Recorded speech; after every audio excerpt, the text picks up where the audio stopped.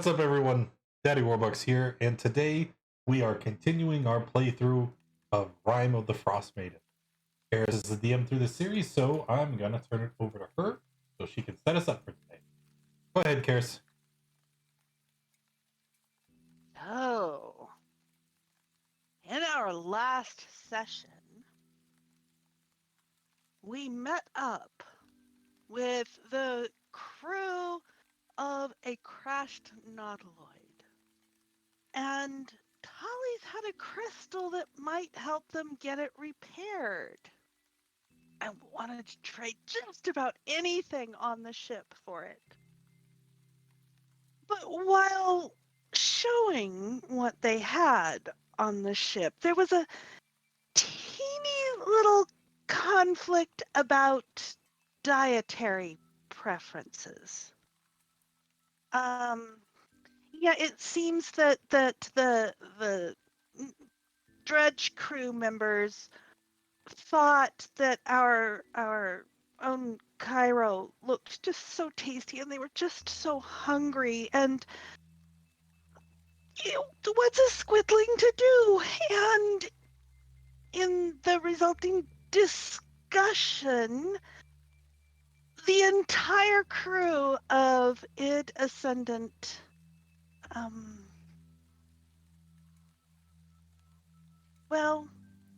died. But as part of the trade deal that was in progress, they had gotten Tolly started interfacing with the ship itself and its the personalities and all within it, and so that he could pick up a language. And since he happened to be all tapped in with a descendant when the prior crew died, the ship nominated him as the new crew. So it's all fine, right? Except that they didn't give the former crew a chance to fix the ship before the unfortunate circumstances. So we rejoin our adventure capitalists here, figuring out what they're going to do now. So, what are we So- gonna do? So at the minute, Tally's is trying to telepathically give Andwise instructions as best he can, as far as he can understand them, to help try and get Andwise to be able to connect this the crystal to the ship. Yes, and he's already replied once to slow down and go back over the past. Just start back at the beginning again, as I recall. Yep, he'll start again. He'll slow down a little bit, but probably still not really enough. It's likely that Tally's is being inundated with information. So each of you, Tollies and Andwise, please give me an intelligence check. Straight intelligence or Great intelligence. Okay.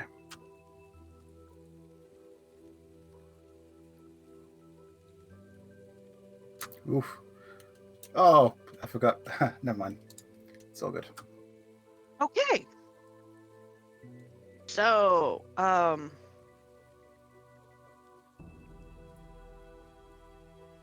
success and fail. Okay. So, it's going by awfully fast, and the information that you're giving to Andwise is quite fast. He is trying to relate what he's seeing in front of him to this. So, Andwise, from what you can tell at the moment, what Tollies is telling you bears no relation to what you're seeing at all.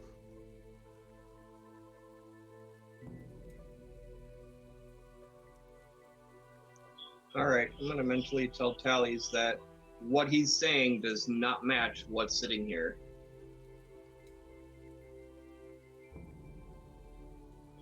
He's basically describing stuff that I do not see right here.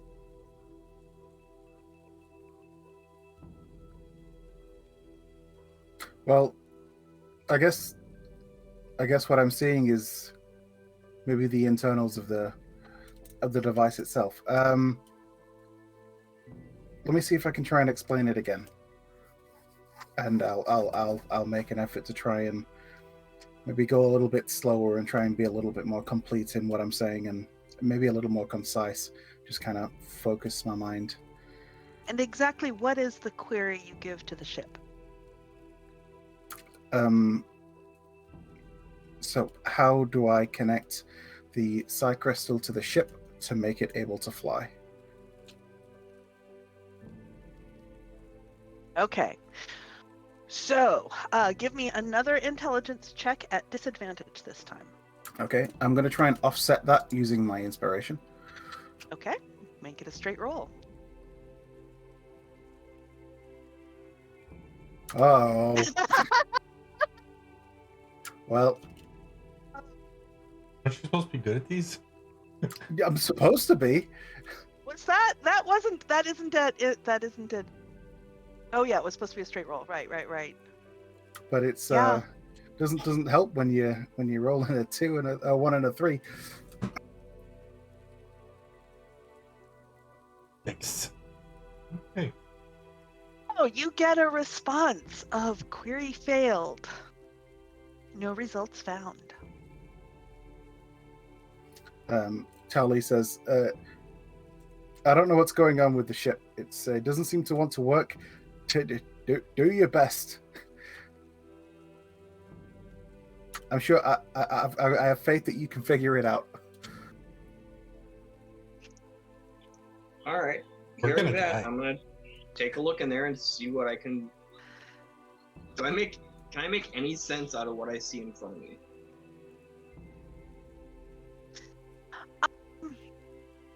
So what you see in front of you is, you can see sort of the internal mechanisms here. There looks to be kind of a metal holder with what appears to be a burned out crystal. Now you're holding the psi crystal in one hand and sort of comparing it to what you see there. And it's not really shaped quite the same.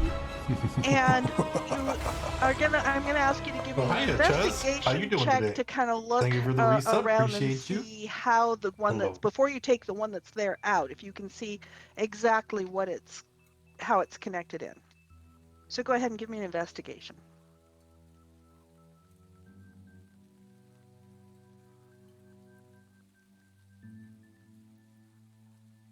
I'm gonna use my inspiration. Well, for I this. say small. To you it's not small because it's like 5-foot diameter total, and it's got sort of these small hexagonal windows through it. I mean, you were able to easily open that up to see where the existing crystal is. Go ahead. You started to say something. Yeah, I'm gonna use my inspiration for this investigation check. Mm-hmm.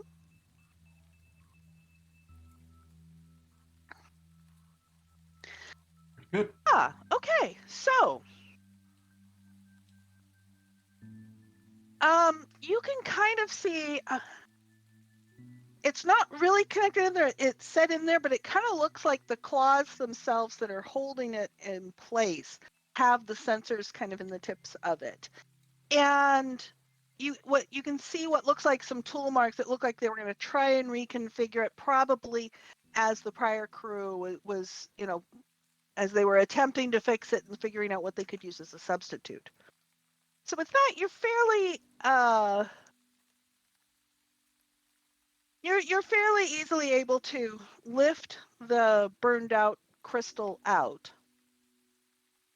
The one that is sort of cracked and looks like the insides of it kind of imploded. And you are able to place the psi crystal in.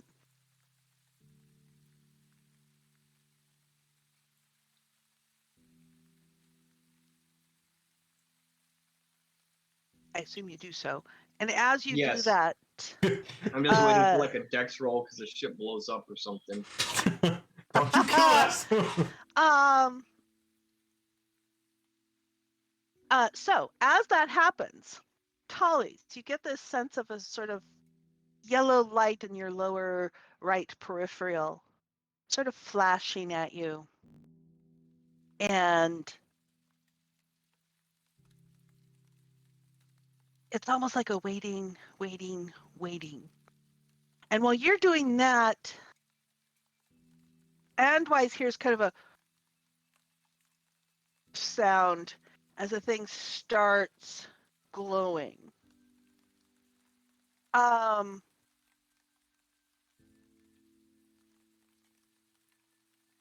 Hollies, I Yes. need a con save from you. Okay. I'm amazing at these, by the way. Get wrecked. Okay, well, so Hold on. That's 1, 2. So you've had 3 rolls so far this session. 2 of Yep. which have been nat ones, and the other one was a 3. Yep. I think you're cursed. All right, Setting the he's tone. on a roll. just Yep. just making sure we're on the same page. Okay. Yep. Okay, so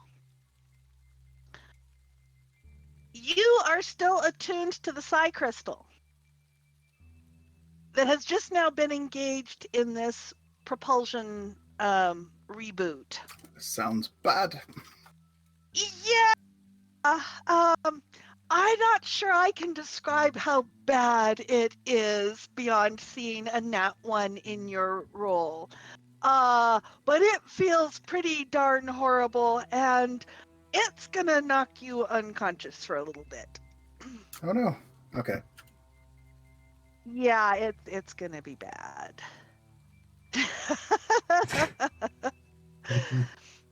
Okay.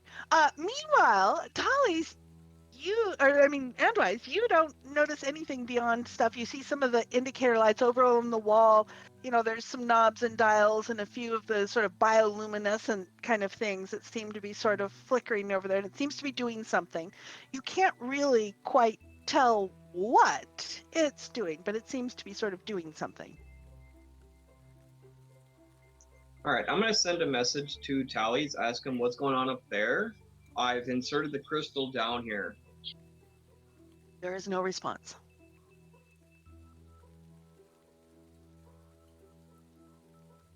What's taking so long? Why haven't we started moving yet? I don't know. Tallies was talking to me, and all of a sudden he stopped. I have no idea what's going on up there. He had me put this crystal in. I I'm just figured gonna out how turn to do around and that. start booking up the stairs. Since Tally's has went silent. Okay, so what you see when you get up was Tolly's, Tolly's seated in the seat with his hands on the crystals and kind of slumped there. Start smacking and trying to shake him awake.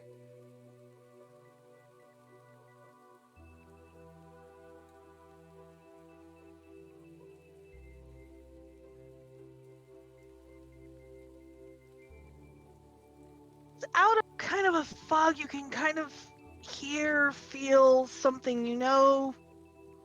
Something is supposed to be, something's trying to get through to you, but it's a big dark sort of fog, and you're almost feeling like you're drowning and trying to grope your way back. Azoth, you don't see any response. All right. So failing that, is it possible to remove this fixture from his head? Or is there something on his head? No. That's the helm of telepathy I'm thinking about. Actually, Can I remove him from the chair? You did put it on. Did you ever take it off? I mean, you didn't attune to it, but did you ever take it off? I suppose not. No. Okay, so there is the thing still on his head. The slug helm or coif thing on his head. Yeah. Okay. So he's unconscious. He's slumped in the throne. I would be removing the fleshy helm from his head and trying to rip him out of the chair. Because obviously something has went wrong. Okay.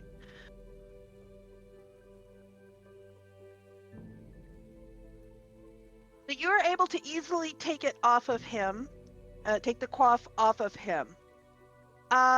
Lifting him out of the chair.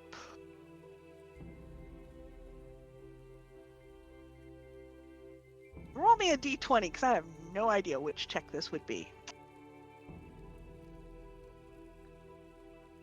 Okay. I mean, if it makes it any easier, he's a Goliath, and I weigh like 170 pounds. Well, it's not a weight issue. It's does he get you to accidentally set off like the self-destruct or something like that? Oh shit! That'd suck. I have no idea. I thought that was a possibility. Of course, but you know, it's sort of a. Anyways, nothing terribly tragic happens. It's not in that one. Okay, so you are able to pretty easily. I mean, he's just sitting there with his hands kind of on these globe things. He isn't strapped in or anything like that. So you're pretty easily able to get him out. And where do you put him? On my shoulder. So I'm gonna like hoist him up over my shoulder and like hold onto him with one arm. I'll scoop up his helm with the other hand and start hurriedly walking back downstairs. Okay. So then after I get onto the second floor where Cairo and Handwise were, I'm just gonna start shouting, I think it killed him! It's a total wonder. All right, so it looks like Andwise comes out of the propulsion room. Azoth is not quiet. No. So, Landar, you are taking the woman. Oh, that's right, the woman who had come with you. Did you actually get her off? I'm trying to remember. Did you get her off of the ship? I mean, you got her out to the front to the main deck. No, that was the plan, is to get her off the ship and then send her on her way, because, you know, we're bad about making things break or blow up. So Yeah. probably further away from us is the best. Okay, so you lowered her down. Did you also get down off the ship? No, just load her down and I'm still on the deck. All right. So, let's see. They are on the next deck above you. This isn't that big of a ship. So she's moving away, and Pip and Landar, you hear Azoth shouting something about somebody being killed. Well, at least that was good motivation for her to run. I look over to Pip and you know, tell him, it's like, we should probably get back upstairs. Just find out what's going on. I give him a nod and start Hey, heading Scott. out. How you doing? All right, with him screaming that it killed him, can I do like a medicine check to see if he's actually dead or not? Absolutely. I would be delighted to have you do that.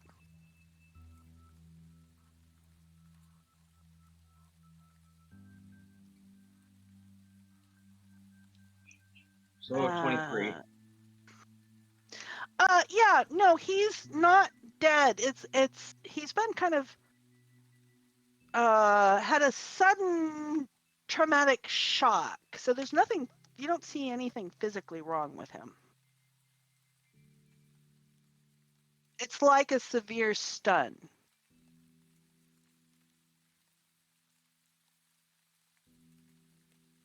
Well then, Pip, can you wake him up? Wake him up? Is he not dead? He's not dead, no. I'm just gonna kind of shake him. I already tried that. Well, I don't know what you. I mean, I can.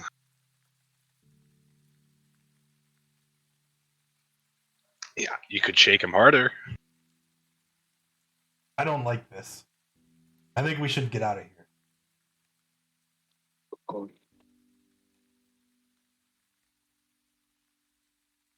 Does he look like he's like paralyzed or just like stunned? I mean, he's unconscious. He's unconscious. Here, let me try something.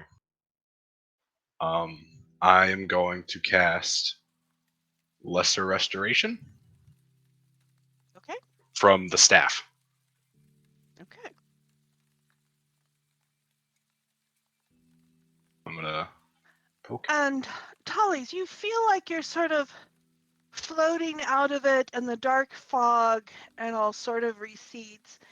And you see that you can feel that you are slung over Azoth's shoulder, and you've got Pip kind of looking up at you with his staff sort of pointed at you and a concerned expression on his face. Okay, I kind of open my eyes and immediately wince and go, "Mm, that probably wasn't the smartest thing to do." So what happened? I'm still confused on the whole. Well, I assume that Andwise, you managed to get that crystal connected. Well, I took the burnt one out and I put the other one in, yes. Yeah. So I didn't. I was still attuned to the magic of the crystal when it was installed, and the short version is it created a feedback loop with me being connected to both the ship and the crystal, while the ship and the crystal were connected to each other. The resulting sort of mix of energies kind of knocked me unconscious, I guess. Am I still connected to the crystal, or did it like force a disconnect? It's forced to disconnect. Okay. Which normally, the whole auto-tuning and you'd lose the attunement, but this, yeah. Anyways. So you are no longer attuned to it. I should be fine now. I'm not linked to the crystal anymore. And if the crystal's linked to the ship, I might actually be able to get us out of here.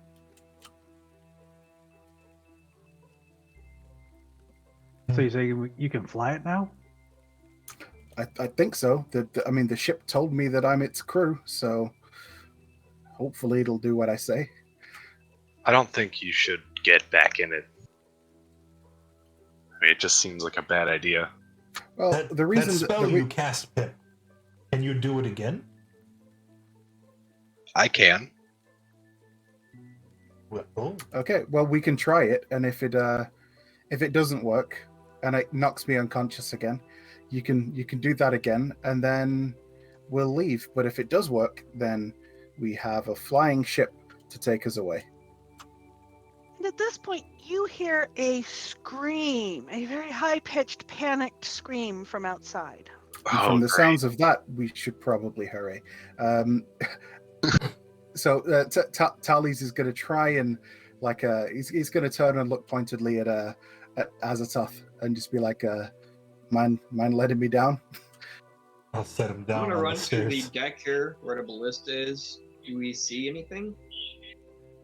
So you see Veda is out here. She is screaming at something off in that direction, and when you look out in that direction, you can see sort of a fin poking up from the snow headed right towards her, and she is scrambling through the snow and trying to move away from it. Well, she's dead. Tally? Or Mm-hmm. I don't know. I'm kind of in shock. Help me with this, and I point to the ballista. I hope this works. I'm going to try to aim at the fin and shoot at it. How far away are they? What? Have you actually loaded a bolt into it? Oh, that laser pistol. Let's see. You can shooting at the fin. All right. Let's And you take 2 off that, so it's actually 21 because I'm not proficient yet. Right. That I'm sure that is a hit. I have.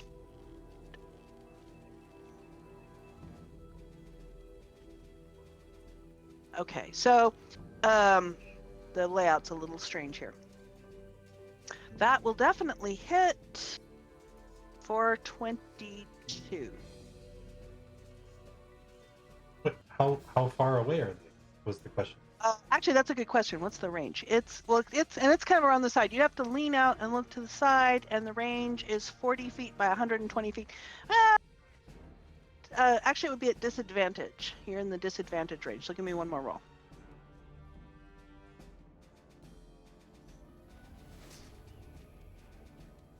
So 13. 13. That will miss. All right. So it goes off, and I think we need some initiative.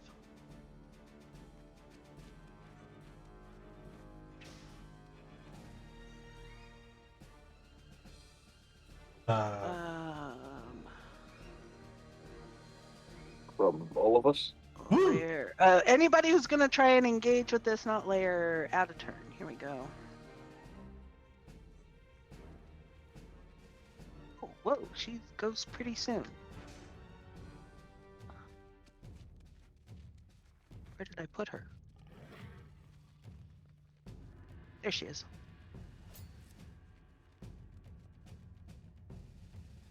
Okay.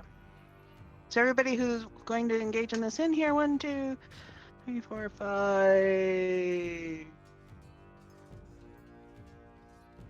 feel like I'm missing somebody. No. 1, 2. Azoth. I don't see Azoth. I'm Oh, number at the 1. top. At the top. Okay, let's go. All right, Azoth. Yeah. So, if I remember correctly, the description about the ballista was that there were bolts lining the walls of the deck, right? Yes. Okay, so would I be right to assume then that it would be an action to take a bolt from the wall and load it into the ballista as opposed to like an object interaction? Yes. Okay, so I'm gonna run to the wall and grab a bolt. I'm gonna jam it into the ballista and start yanking back on the cord, and I'm gonna point at Landar. You! This! And then that will be my turn. Okay.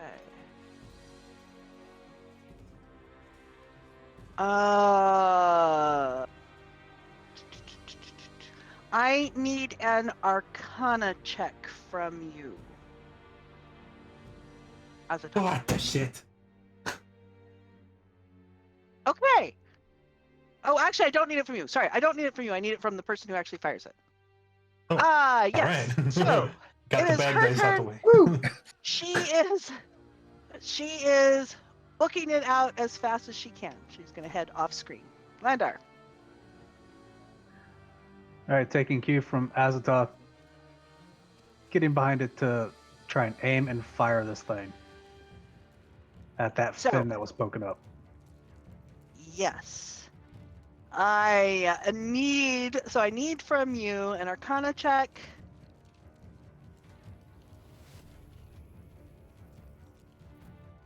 Okay. Let's see here. 1, 2, 3, 4.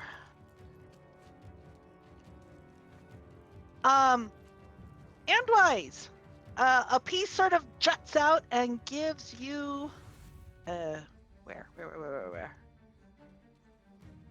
Here it is. 6 slashing damage. And it does not go off. Anything Yeah, else, Landar? I'm gonna turn and glare at Landar for that one. Wow, what kind of idiot hurts themselves with the weapon? Especially hurt somebody else standing next to it. Anything You might else, want to Landar? duck. Even though he's like the shortest out of all of us, he needs a duck. Yeah. That just means it was deliberate. I'm trying to help get him there instead of up here. But no, that'd be it. All right. So the creature is, if I can get to the right part of the screen, is moving. Oh, I forgot to look at his movement. This isn't completely to scale, so I'll move him some that way. He's not paying any attention to you guys because you're not doing anything of note to him. Andwise. Is he less than 40 away now? No. But getting close. He's just barely over 40. And he's under the snow. You can see the fin sticking up. And you can see the furrow of... That's better. 16.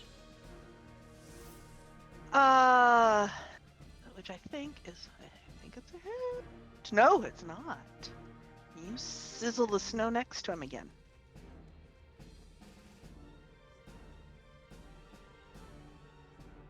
However, oh, you haven't taken time.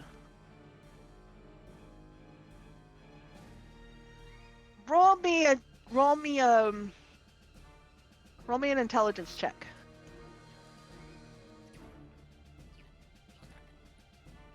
Let's see how well you learn from these aiming issues. Okay, you haven't taken time to study this, so you're going to continue to be at disadvantage on the next one. Anything else for you on your turn? Yeah, I'm just moved down, so I'm on the other side of the ballista. Okay, which is going to make it very difficult for you to fire at the thing. But unless it gets Well- far enough ahead of the, unless it pulls up. Tallies. Tallies is gonna head down. Oh wait, oh that's right. You're not unconscious anymore. Right. Yeah. I can almost keep track of these things. Tallies is gonna head down towards the ballista and kind of move to take over, trying to shoot it. And so he's gonna ready his action to shoot it when the next person loads it. It's Okay. still loaded. It never fired after. It Oh, never is it- fired. Yeah. Oh, okay. It, In it that never case, yeah. fired. I mean, the whole stuff is there. But I need an Arcana check from you. Okay. That is a... You'd think I would remember this by now. Ah! You are able to fire the thing. Roll me a...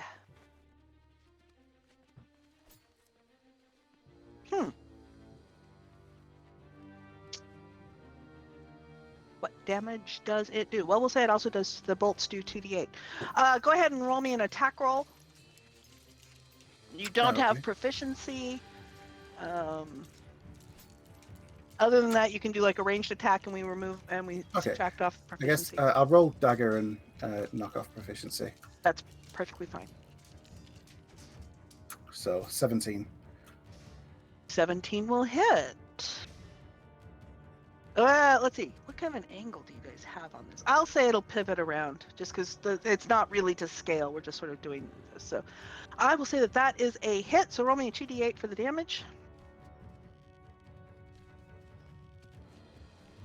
Alrighty. Anything else? How far away is it currently? We're going to say it's about 50 feet. Okay. And it's heading Kind of- towards her. It's actually kind of up this way, but... So if And it it's heading... Yes. if it it's head- moves again, will it be within 30 feet? Yes. Okay. Well, In if that it moves case, again, it might get out. Yeah, because it's going obliquely to you. So it'll come to a nadir, and then it'll keep going out. Yeah. okay. I'm going to use a bonus action to cast Shadow Blade. Okay. Let me find it. And then are you going to do any additional movement? Yes, I am going to move over, like sort of towards the edge, so I'll get a better angle. Although staying out of the way of the front of the Of front the of the protruding ballista. piece Yeah. that sprung out from it. Okay. Cairo, what are you doing?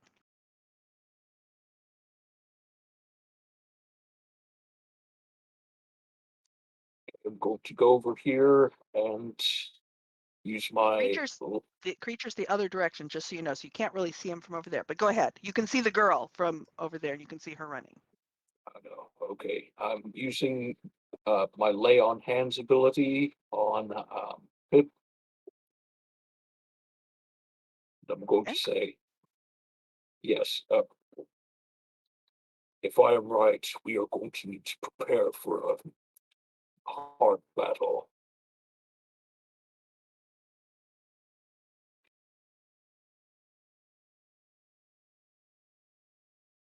How much I'm how going much of to your lay on give- hands? I'm going to give him 10 at 10. Okay. Ye- Pip, you add. You Wait, feel a wave my of. You feel a wave of warmth and well-being wash over you as you add 10 hit points. my token isn't updated. I'm not nearly that. I'm not bloodied at all. I don't know why it's Okay. not updated. So What is It doesn't your do it actual hit automatically. points? yeah, I remember. Might not want Okay. to. Okay. So instead, I shall give 25 of my lay on hands to myself. That sounds like a good plan. I think you're right. You're going to need some. Anything else this turn? A bonus action? Nope. I'm sorry, I didn't quite catch that. Nope, I think Okay. I'm done. All right. Pip, having updated your token, what are you doing? I'm gonna move around behind Azoth. Mhm. Do you think you can slow it down if you get down there? Me? Yes. I will stop it in its tracks. How high is the like how high up are we on the ship? 25 feet. You are 25 feet above the ground. Ah, dang it. Oh, yeah, that's right. You can't see that.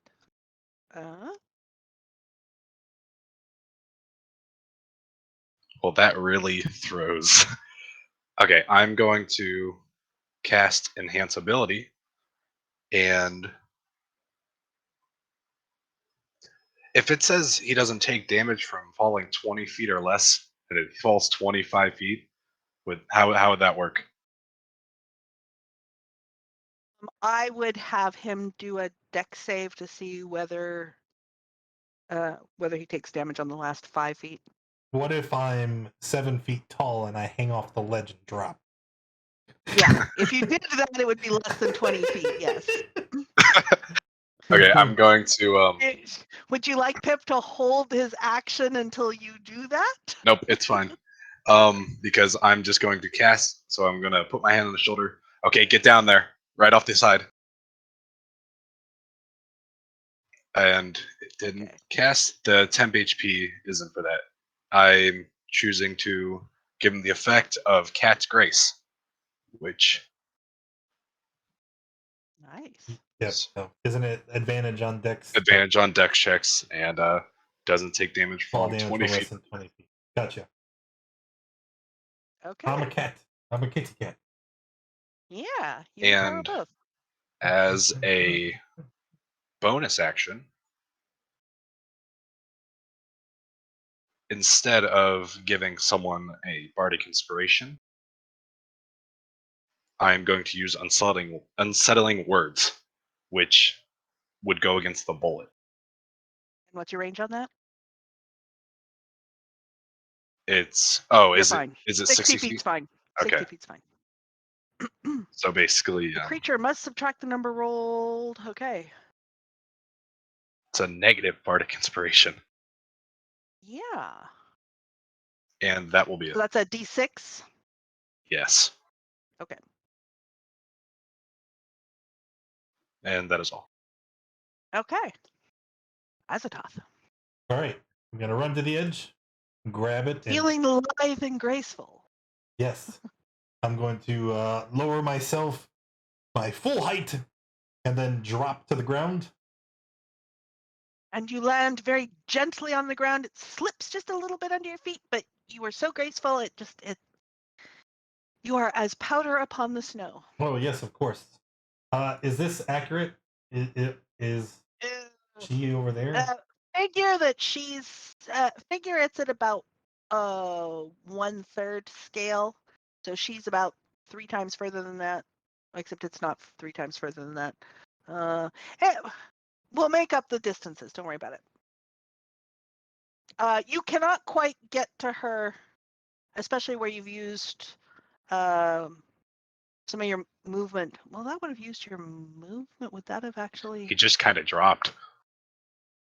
Yeah, he had to climb over. I mean, I suppose you can choose whether you used movement, some of your movement on that, or whether you used action on that. So that Tell would me what you're all doing. certainly make sense. But what if I were to dimension door? Which I didn't Okay. need Lane's ability for. You guys haven't really told each other what your capabilities are. All Yeah, right, just use throw them. my turn out the window. Okay. Sorry, I didn't All think of right, it. put yourself wherever you like on the map. I would be right in front of her, between Okay. her and the thing. And she's still screaming, and she sort of squawks and backpedals a little in front of you. Okay, what else are you doing? Can we move, since the space is relevant, move them over this way so that I can have them on? Yeah. Okay. Sure. Then that's action. Are you going to position yourself between her and the bullet? That is what I said. Yep. Okay. Well, yeah, that's just not what you did with her token. So we'll move her over here. Well, the token's not on them. I don't understand. Like, where is it? You don't see it? It's at the top. Oh no, I didn't see it. Then I wouldn't have went that way towards her at all. It would be like between her and it. Retcon, yes, retcon, absolutely. So how far away is it? It's about 45, 50 feet. I can teleport up to 500. Well, it's 50 feet. It's 50 feet from here. So if you want to teleport to right in front of it, that's fine too. I will teleport to and all 15 feet from it. 15 feet from it. 15 Okay. feet specifically. So that it runs into your range as it. What? How dare you? Right. Okay. Sorry. Spoilers. Well, also form of dread, because I can do that many times a day, and I've only used it once. All right. And then we wait. Yes. Temporary hit points. So it is going to have to when you hit it. When I hit it, it does nothing right now. When you hit it, it does nothing right now. Perfect. All right. So I assume you're complete. Veda continues to scream and keep running. She's not as fast as the bullet, so it would eventually catch up to her. But right now, she's just running and running and running. Landar.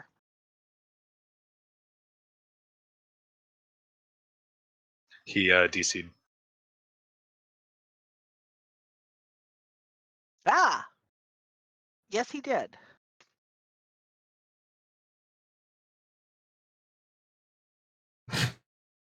He's frozen. Still in roll 20, so. Just musing over his options. Yes, quite. Let's move. How long is it going to take him to? I still He's see typing. him in there, but he's he's typing. And we sit here and wait. Oh, how come? Why did the music stop? I shall put the music on repeat. There we go.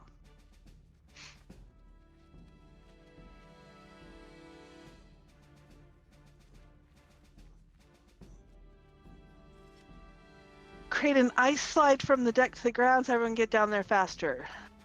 Okay.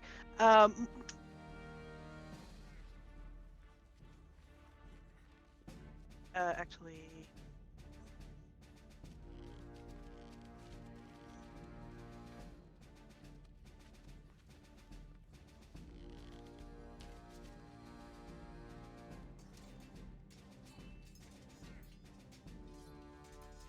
And we're all gonna move around on the overlay probably, but that's okay.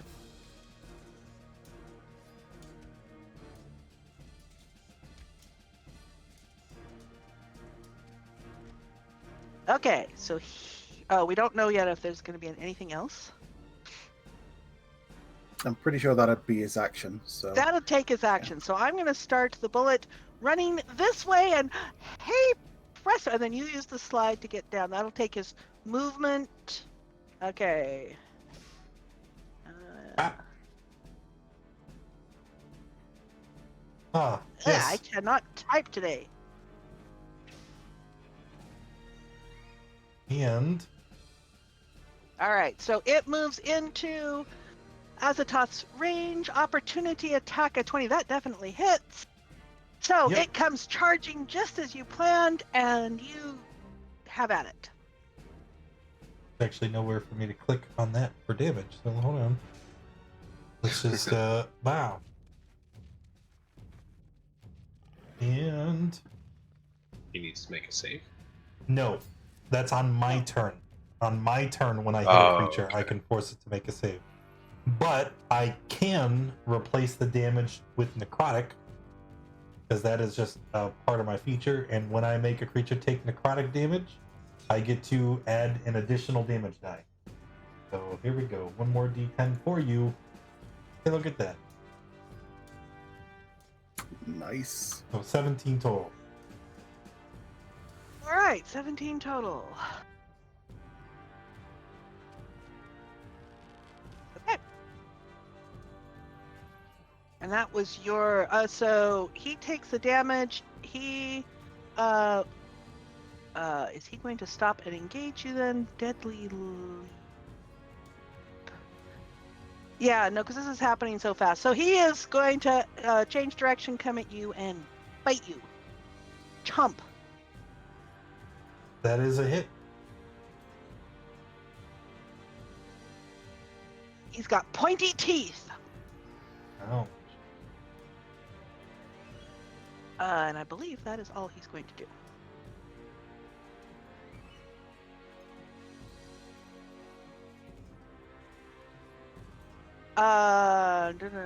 No, he didn't leap. He was doing this here. Excellent. Andwise.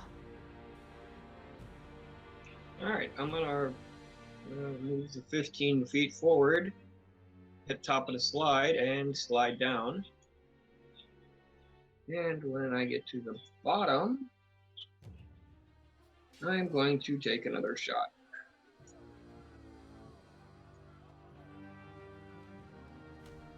$16. 16 will miss. Wait. 16. Wait a minute. 15.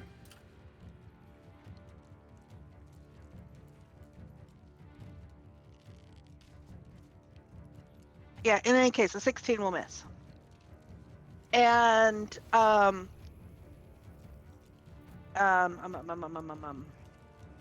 give me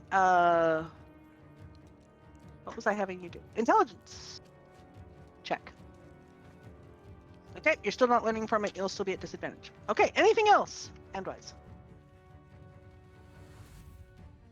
I'll use the rest of my movement and head towards Veta. Okay. Tallies. All right. Tally's reaches into his pocket and pulls out the gem that he has. As he holds it high, he casts a spell. The spell that he has trapped in the gem, which is the web spell that he's going to cast right there. And that makes difficult terrain, so. It also, he has to make a save. And he has And he has a penalty because of Pip's thing, but because I used it from the gem, it's also a DC 18. so minus a d6. He with a minus. Well, it depends. If he gets a no, he didn't get a natural 20. I was gonna Hey, say yo, dog, if that's he- 7. So It has well, to use. I mean, if he rolled really high on one and really low on the other, he could It's not disadvantage. theoretically. it's just a What? penalty. Yeah, it's not. Yeah, I didn't roll at disadvantage. I rolled it at normal. But in any case, it's. If he rolled really high on the ability and Pip rolled really, really low on the penalty, it would all be I mean, worked well, out. But in maybe. any case, Maybe. so he failed his dex save. They are restrained and now, right? Restrained. As a dog like that. I don't know if that's the restrained status thing or not. It is if you want it to be. It is now. Yes, it is now. Oh, right. Token mod status. Right. This is a thing. Restrained. Haha. Okay. And so it comes to a screeching halt right there. Perfect. Anything else, Tallies? No. Tully says, "I'm going to see if I can get the ship ready to go. Give me a shout if you need anything." And he's going to start heading upstairs. Okay. Cairo. Okay, I'm going to use the dash action to get into battle. How far would that get me? Be like 20 feet from the blip. This is Yeah, I mean, sliding down there is going to be pretty fast. That would probably use about half your movement. Oh, wait, from there and then half your movement. You could get down to the bottom of the slide and plus a little bit closer towards there, but not quite as far as the bullet. But not quite as far as Azoth. Like about there? Yeah, that's good. Okay. If you dash, you could get up into it. If you had a bonus action, you could do. Oh, you're saying I have a bonus action? If you dash to use your action, you could then use your bonus action for some, to do something. A dash would get you up into melee range. Do you have a bonus action? Yes, I do. I will cast Spiritual Weapon. Okay. Ooh, we don't have a. Do we have a token for your spiritual? How does your spiritual weapon manifest? It's a great axe similar to the one I wield. All right. Well, for the moment, it looks like a lantern because that's the token I have. You should be able to move it, place it wherever you would like it. You said it looks like an axe. Yes. Look What? at that. The lantern was so much better, though. Okay, and I make a note that I'll make to get a token for you. Okay. Oh, wow, that's a hit. Okay, that's it for me. Oh, with 8 damage. Perfect. All right. Pip. Just remember, any attacks on it have advantage because it's restrained. Was the crossbow or the ballista loaded? No one No, successfully It fired. was shot. Oh, no, Oh. it didn't. Tally's did, yeah. Tally's managed to fire it. It has not been reloaded. Well, I will load it then. Okay.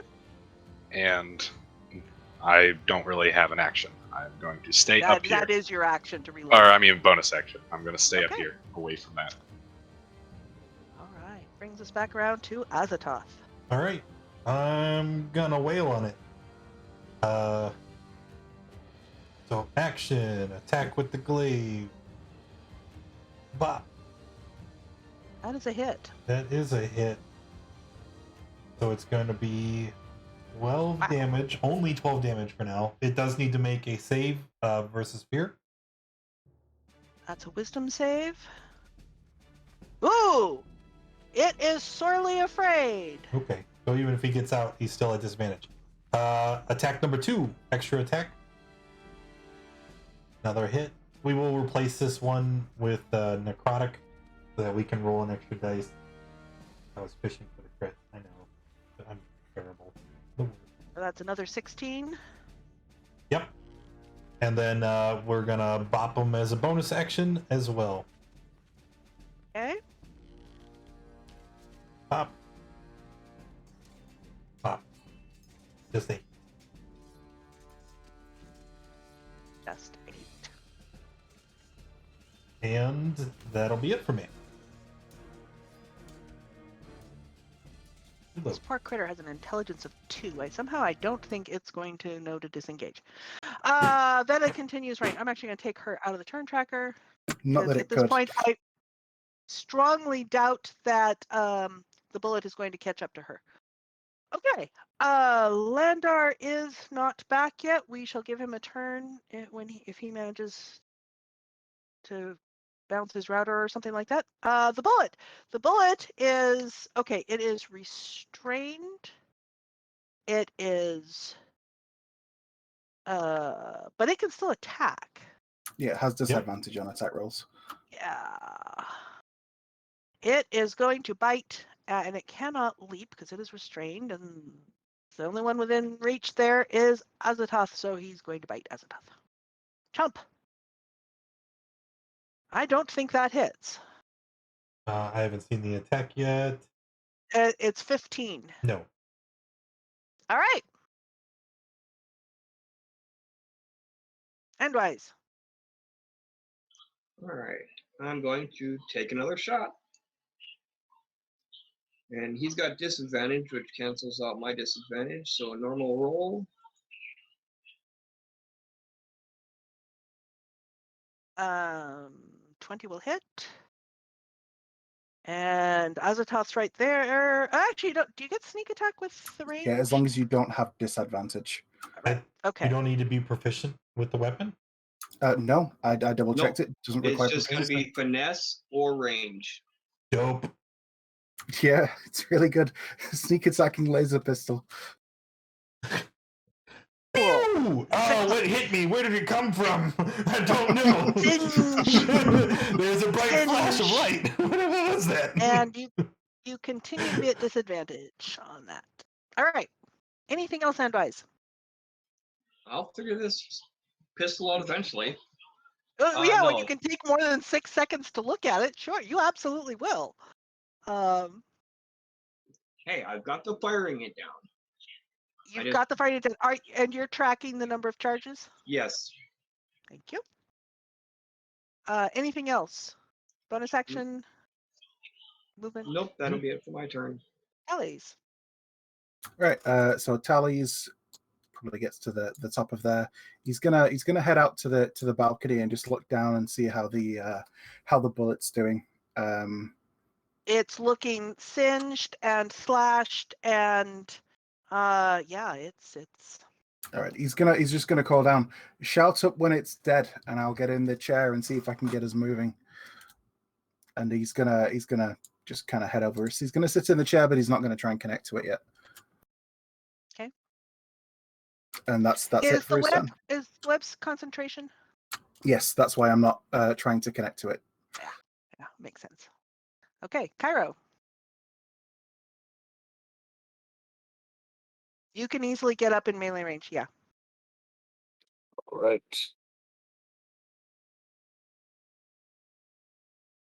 Remember, you have advantage. That is a hit. Go ahead and roll again for crit fishing.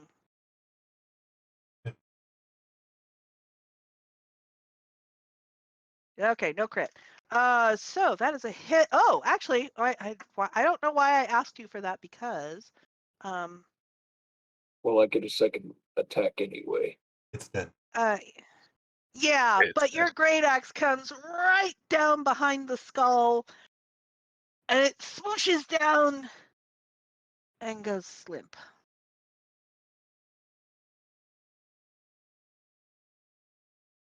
All right, that's it for me. He stands tall and proud of his kill. Yep. And we are no longer in initiative. That clear didn't do anything. I shall clear stuff this way. Okay. So you can still hear Veda screaming and running away in the distance. Just let her go. Well, yeah, I mean, that's what Landar was letting her down for anyway.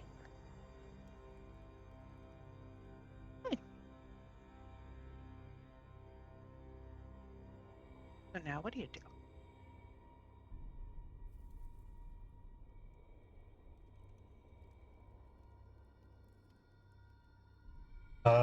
Head back into the ship, see if we can get the crap out of here. Does We're gonna- anybody yell up to Tallies? I'm gonna head up to the same floor that Tally's is on. Okay. So yeah, you have to come over here, climb up the tentacles and go up all the stairs and all that to get to it, but that's simple enough. I'll just cheat and send him a message that he's dead. Yep. Tallies will respond.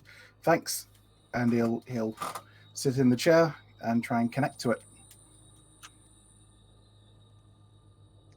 Okay. So, ready for command. Please take us up into the air and away from here. I'm gonna get the staff ready. Keep us away from the yeah. Keep us away from the big dragon thing that's coming after us. Is it possible to recover the ballista bolt that had been fired? Yes. There's more, isn't there? I think only one actually was fired out. The other one is currently yes. loaded. Yeah.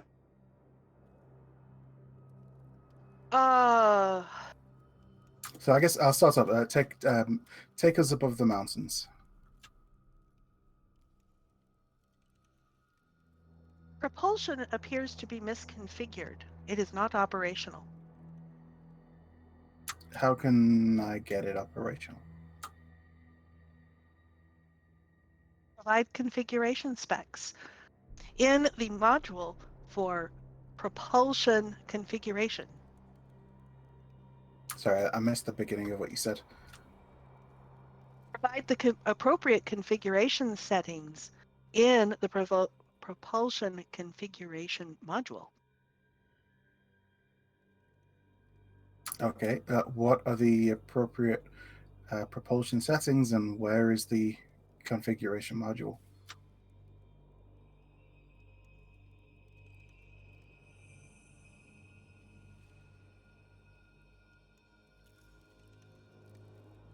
No settings found. The propulsion configuration model is in the propulsion settings deck.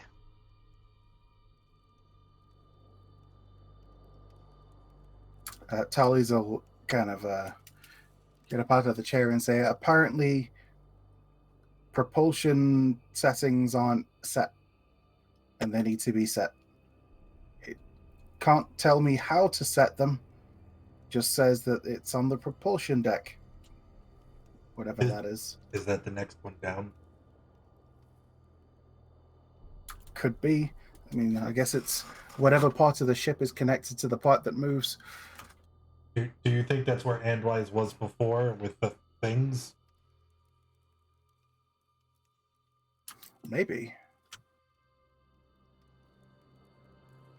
I guess we can go take a look.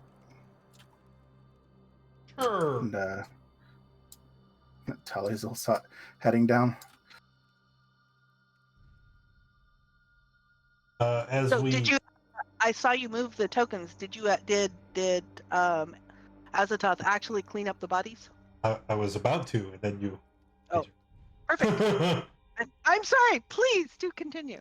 Yeah. So if we're trying to get this operational, Azoth would just kind of grab them by the leg and like yeet them off the desk, off the deck.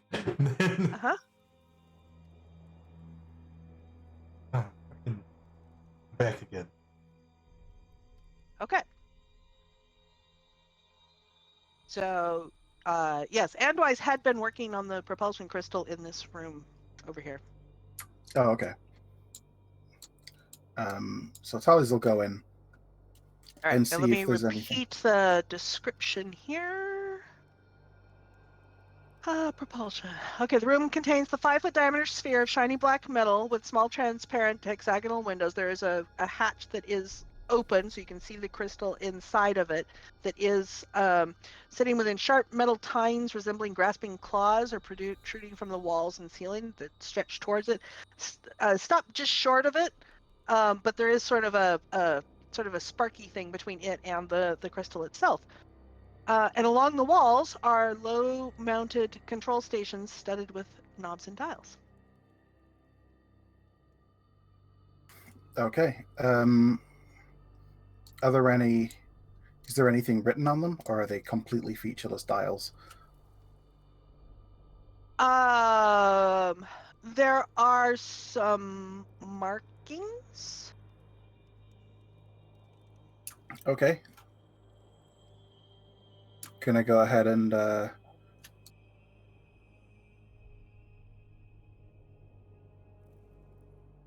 So you can tell it's not clearly labeled like it doesn't say propulsion configuration deck.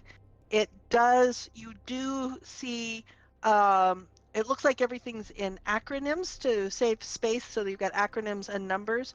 You do manage actually give me an intelligence check, please. okay.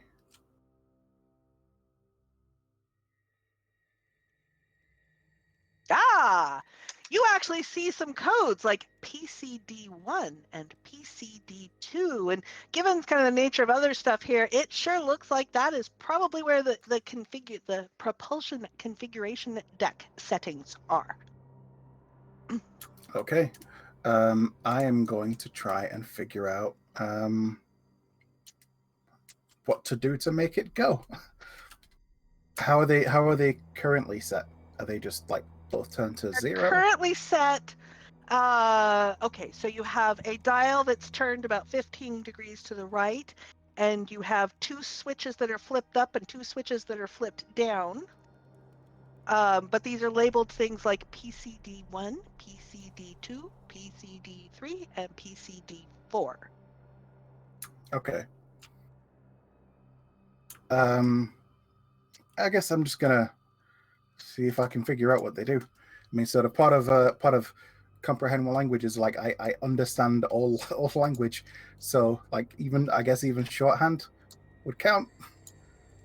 Although there it doesn't seem to be an instruction manual here as to what the settings should be when the propulsion crystal is a psi crystal. You're right. Maybe. I mean, this ship, doesn't look brand new, so maybe there's Ship some looks wear. old and battered, yes. So maybe there's some wear, like where the dial will have been turned to the same place on like repeatedly.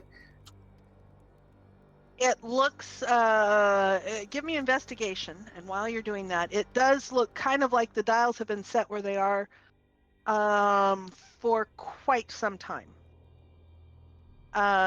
Looking at it carefully, it looks like they could be moved. It would take a little bit of force, but they're kind of frozen in spot because they have been in the same spot so long. Okay. But is there any sort of wear that shows that it might have been turned to another particular spot like repeatedly? That kind of thing would kind of create wear. It does not. You could Okay. reasonably infer they have not actually used a psi crystal as the propulsion before. Okay, so I'd probably guess that it might need different settings to be able to work. In that case, let's play with buttons and switches, see if we can figure out how to make this thing go. Oh god. All right. So Here's what I'm going to do is I'm going to go ahead and use a. Yeah, hang on just a second, Spartan. Andwise, what did you do with the burned out crystal? Did you just set it on the floor next to it? No, I'm still holding it. Oh, you still have it in with your stuff even after all the combat stuff. Oh, okay. So you do not have the burned out crystal to compare it to. Okay, so go ahead. Go ahead, Spartan. So I'm gonna cast. It's gonna explode. Campaign over. GG, everyone. I'm gonna cast Detect Magic, so that I can try and see, because this psi crystal's a magic thing, so I can try and maybe keep an eye on the flow of magic that moves through it. Okay. If there is any, I mean, it might do nothing, but it's my rationale for it. So I'm gonna do that. All right. Go ahead While and put that on, Tallies and then is start fiddling. Yeah, okay. While Tallies is working on trial and error experimentation, and Azoth is doing the nice military standard of taking a nap at every downtime point, what are the rest of you guys doing? Oh, and Andwise is fiddling with his I'm studying the pistol.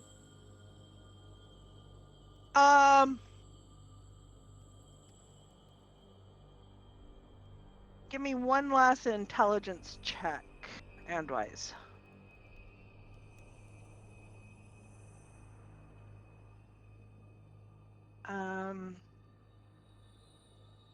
So with that, with an 11 as your intelligence check, it's probably going to take you 20 minutes to have it straightened out to be able to use proficiency with it. That will be about the time Tallies will have been in the propulsion room for about 10 minutes by that point. Okay, so that's what they're doing. Cairo, what are you doing? I would like to do one other thing as well.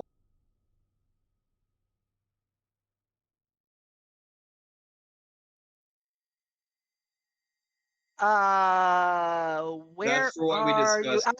I know. Where are you in? Ah, yes. Okay. Yes. No, that's fine.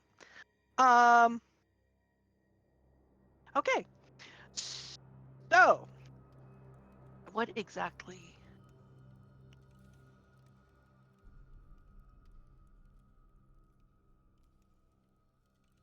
Okay. So you are doing that, and you are moving in. Cairo, what are you doing?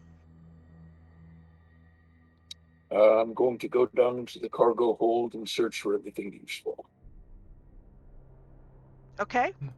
Andwise, are you going to comment on Cairo's? Actually, We- Cairo, you were Yeah, in the room when Andwise was going through stuff. We've already plundered and cataloged everything. Yeah, and you were in the room when that happened. So, does that change your plan of what You you're want doing? a Or are you laser gonna look to rifle? see if you missed anything?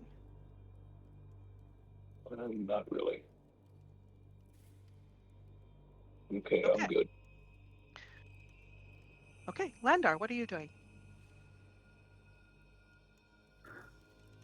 I'm just sitting in the corner, beginning to meditate, trying to relax from all the issues that have gone on since I connected back with the party.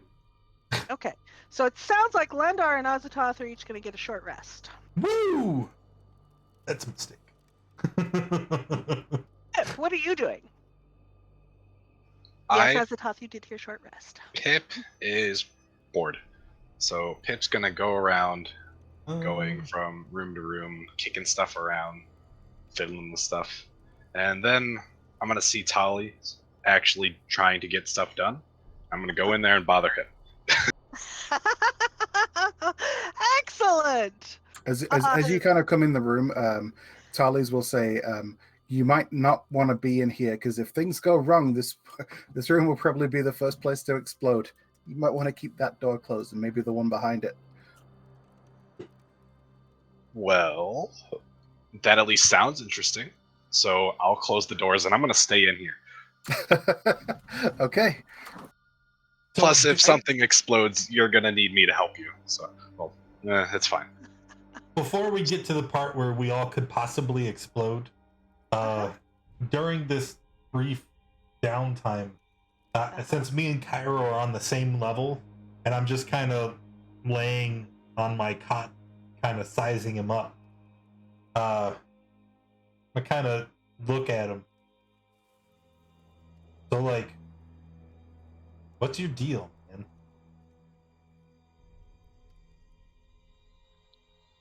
Pardon? Like, why are you here? Like, I was sent on something of a fool's errand. I believe I already covered this, did I not? I'm sure you have, but I mean, you could have said no. Why did you choose to come? My people believe that I am marked for greatness of some kind. I was one of the only members of my tribe born with this auspicious white fur. On the same night that my village was consumed by a snowstorm, And so they believed it an omen that I was to come up to the Great White North and defeat an evil creature attempting to block out the sun, one of our tribe's most holy spirits. That is quite a tale. I too know a thing about destiny. I wasn't able to achieve my own, but if you're gonna have any hope of achieving yours, you're gonna have to learn to take a hit or two. I think in the past couple engagements we've been in, you've been struck quite hard, haven't you? Yes, indeed.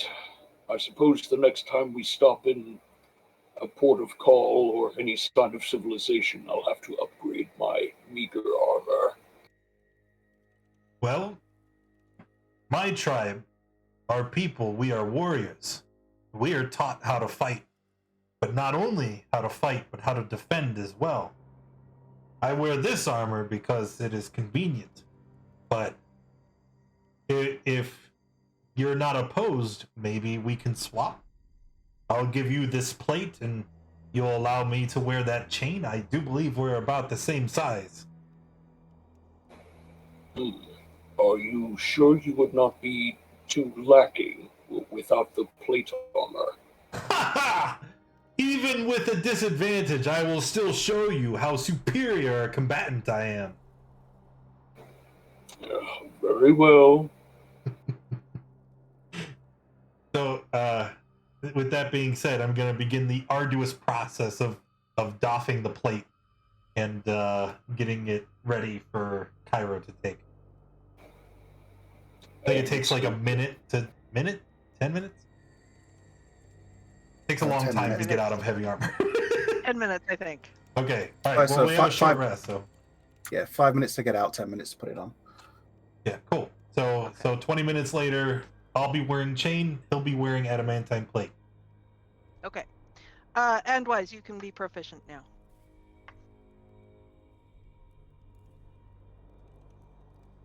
I'd imagine the whole time Tally's just trying to do something. Pip's just like, so what does that do? And what are you doing here? And just asking questions and being generally annoying. Okay, so, Tallies, let's get another intelligence check here at disadvantage. Could I Because guide Pip him? is helping. Could I give him guidance though? You're giving him disadvantage because you're helping. You want to give him guidance and help? Okay, sure. Absolutely, you may. All right, let's see how this goes. I mean, Hey, sorry, did you plus say guidance. it's what check is it? Just straight intelligence, or is it like investigation? Yeah, intelligence check. Intelligence. Okay. So disadvantage +2. You got this. So 9. Thanks for that disadvantage. Ruining my He nat gave 20. you +2. Look He at that. gave you guidance. He's helping. All right. So The one time you get a nat 20. Right? okay, so you're flipping some switches, and you notice that a bunch of the patterns haven't done anything, but you do notice that there are 2 patterns that cause a flicker or a change in the crystal that your detect magic does. You aren't sure what it means, you aren't sure what's happened, but you do notice that there's a couple of things that have caused a flicker change. Am I being disruptive, Tally's? A little bit, yeah. Sorry. I'll be quiet. I kind of just sit there with my hand over my mouth. Thanks. And I'll try and work with those 2 settings that are those 2 configurations, and see if I can figure anything else out between the 2 of them, since I've narrowed it down a bit. Maybe a bit of fine tuning. What are you going to do to try to, now that you're focused on those 2 settings?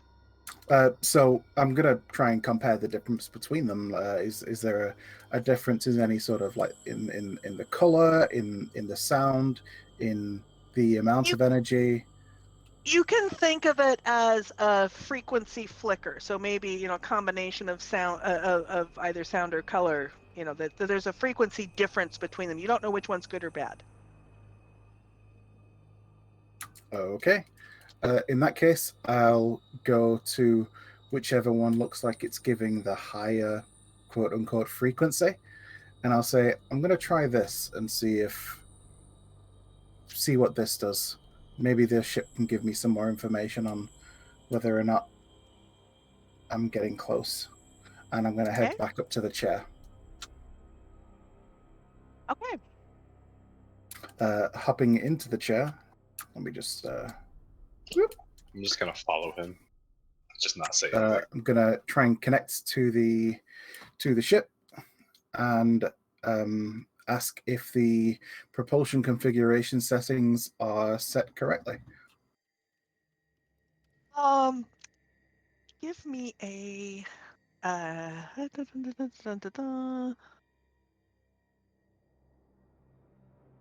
no, not there. Where is it? Ha, here.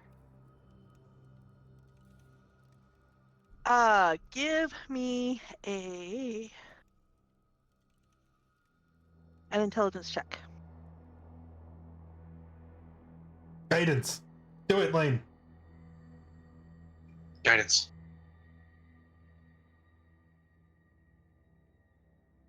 Okay. You managed to get back in as you were before without setting off the self-destruct. Excellent. Sorry to all those folks in chat going with the splats and ping pong. Alrighty. They're rooting for us to die. It's a better story. What can I say? Alrighty. All right. So you are back in the chair, Yes. and you re-engage with the computer. Yes, indeed. Awaiting command. Yeah, so I asked if the configuration settings for the propulsion system are correctly set.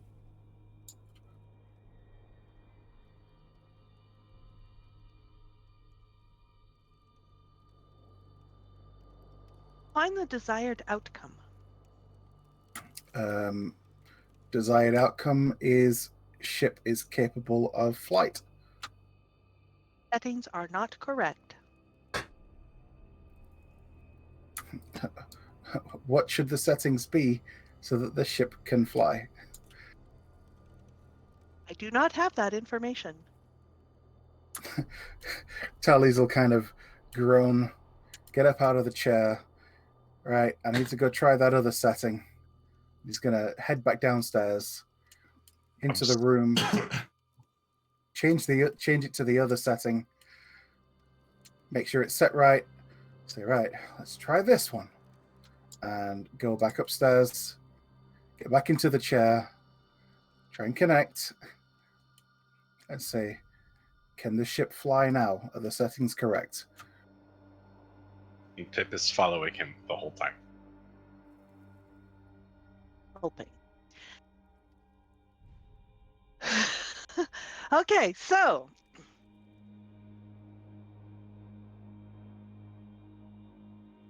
settings correct.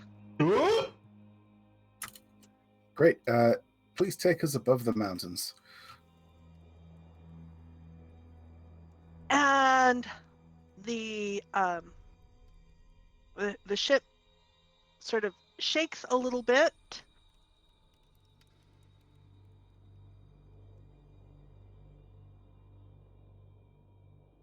And it starts to lift up. Oh my god, we're gonna As die. it starts to lift up, then you hear some sparking off in another room, and you start seeing some red indicator lights in your peripheral vision. Hey, Okay. hey, Spartan. Yeah. Not, I'm sure you thought of this, but don't you remember last week when we were first here that we were told like a bunch of times that the life support systems don't work? We can't Tali's- go into higher altitudes in the atmosphere without life Tal- support. Tally's has had a lot going on, and maybe it slipped his mind. So, I mean, once you do get it flight operational, please don't put us in the air without life support. Well, I mean, you'd be okay. You've got high I altitude. don't need to breathe, so you know. Just fly I'll at low drag all your altitude. corpses back to town. The DM had not forgotten about the life support. I've been tracking the time till it fails. So what are the indicators telling me anyway? You said there's flashing red indicators. Okay, flashing red indicators. So you query the alerts. Yes. So the alerts relate. One alert relates to navigational control fault. One alert is it's a check engine. Is sluggishness on the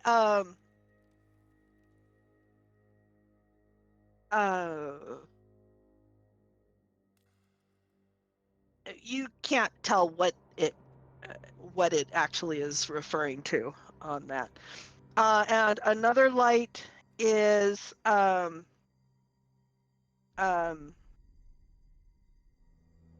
let's see, what did I do? I did the navigation, the tentacles, and the and the other light is the life support. Okay. Life support is suboptimal. Tallies will ask Azoth and Pip. So, where should we go? Apparently, yeah, I forgot the life support's an issue. Probably don't want to go much higher than we are now. Mm-hmm. So where do we want to go?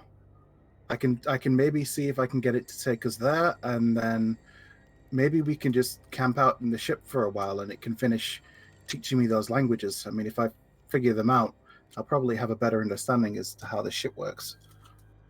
I'll be able to actually understand all of the words and things that it's throwing at me. Well, we could go to town. We have that dog figurine with the tourmaline eyes and the large tourmaline that we could sell and buy provisions.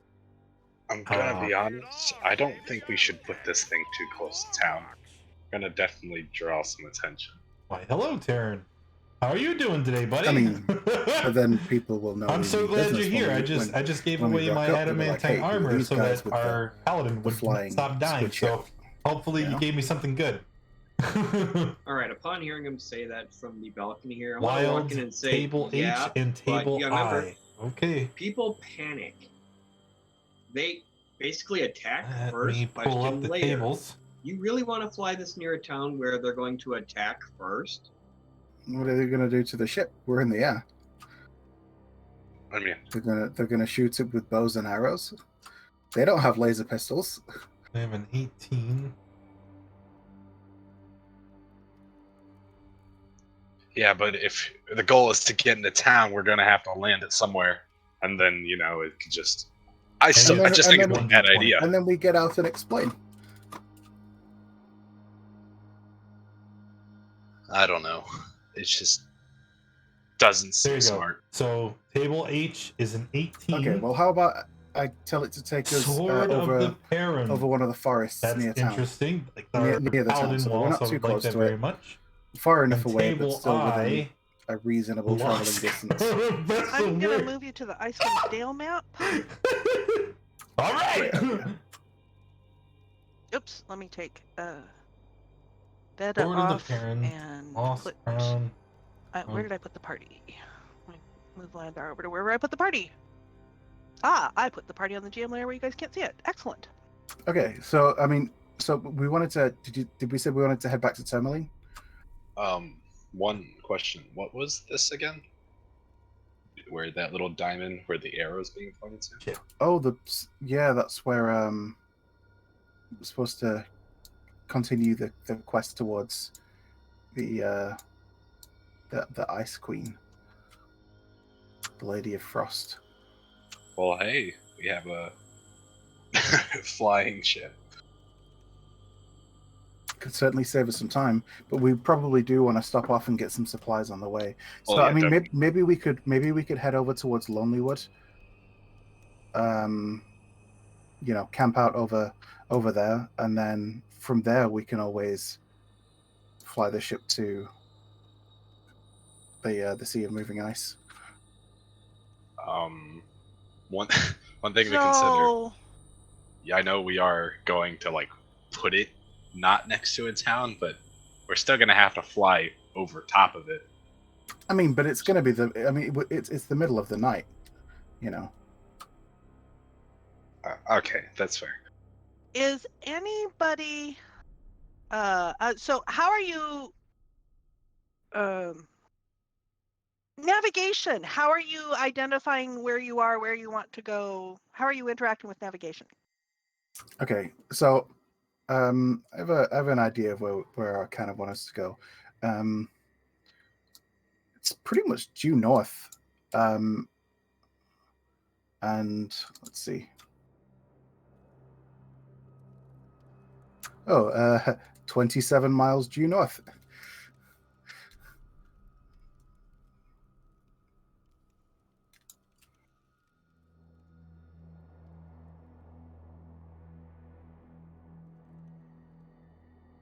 All right, here we go. Table is set. I think Karis may have frozen. Oh, yes. It definitely looks like they're frozen. And the fact that they haven't answered us in chat means that they are AFK.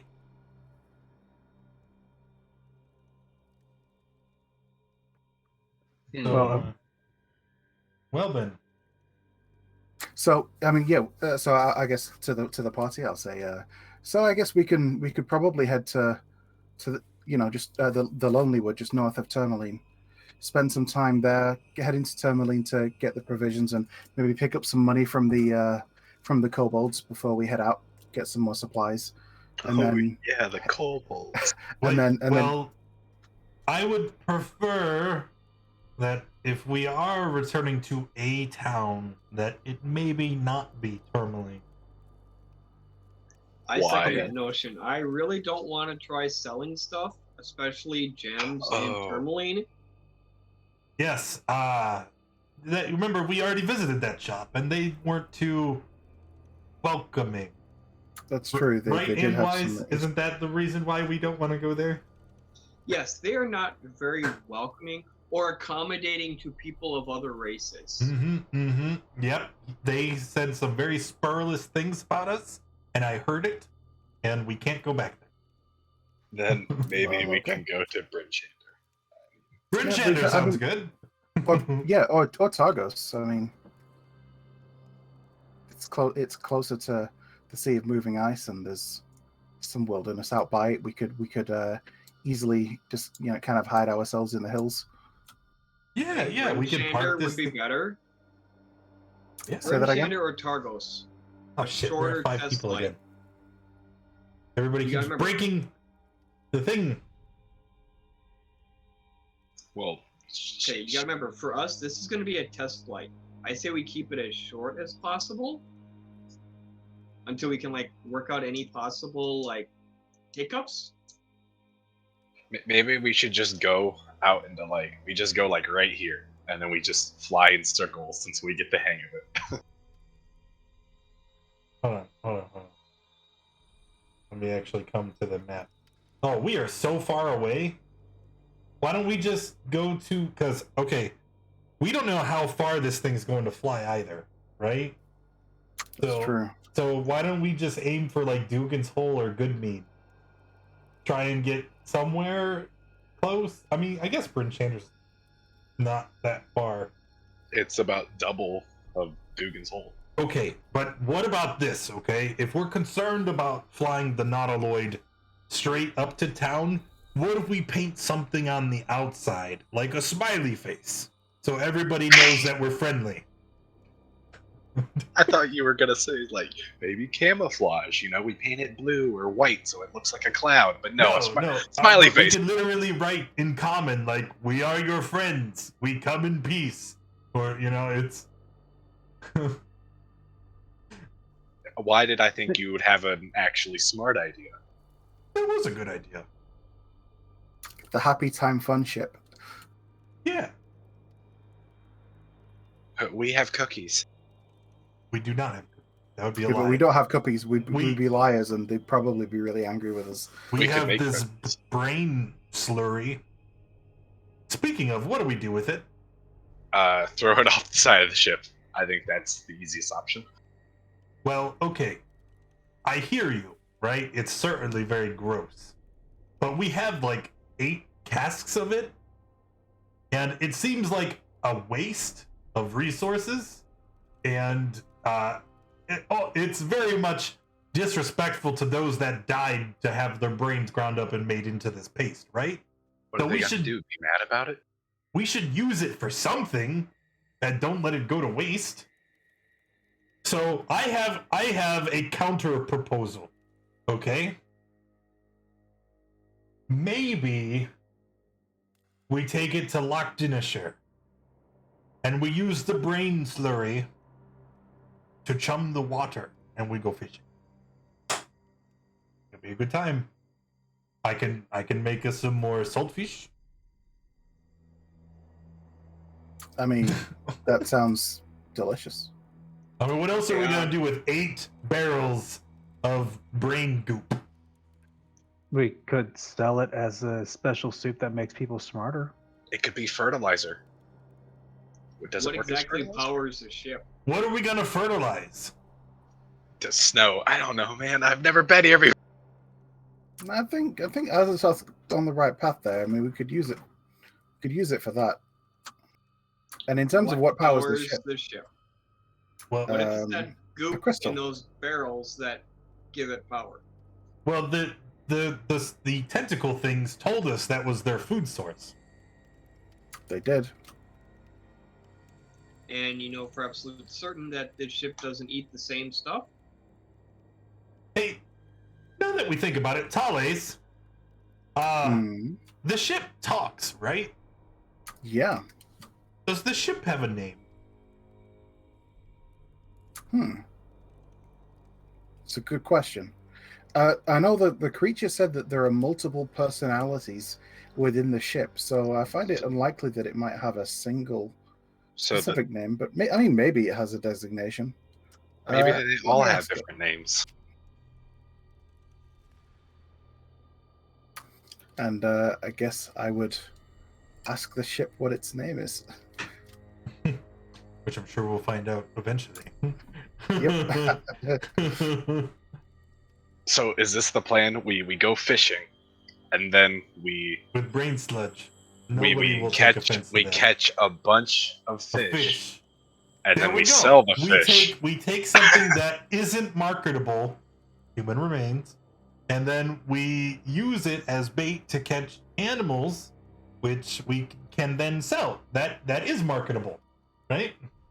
We're taking a non-fungible resource and turning it into something that actually has value in commerce, right? Starting to remember why we're called the adventure captains. That's right. Listen, they're already dead, and we're not responsible for what happened to them.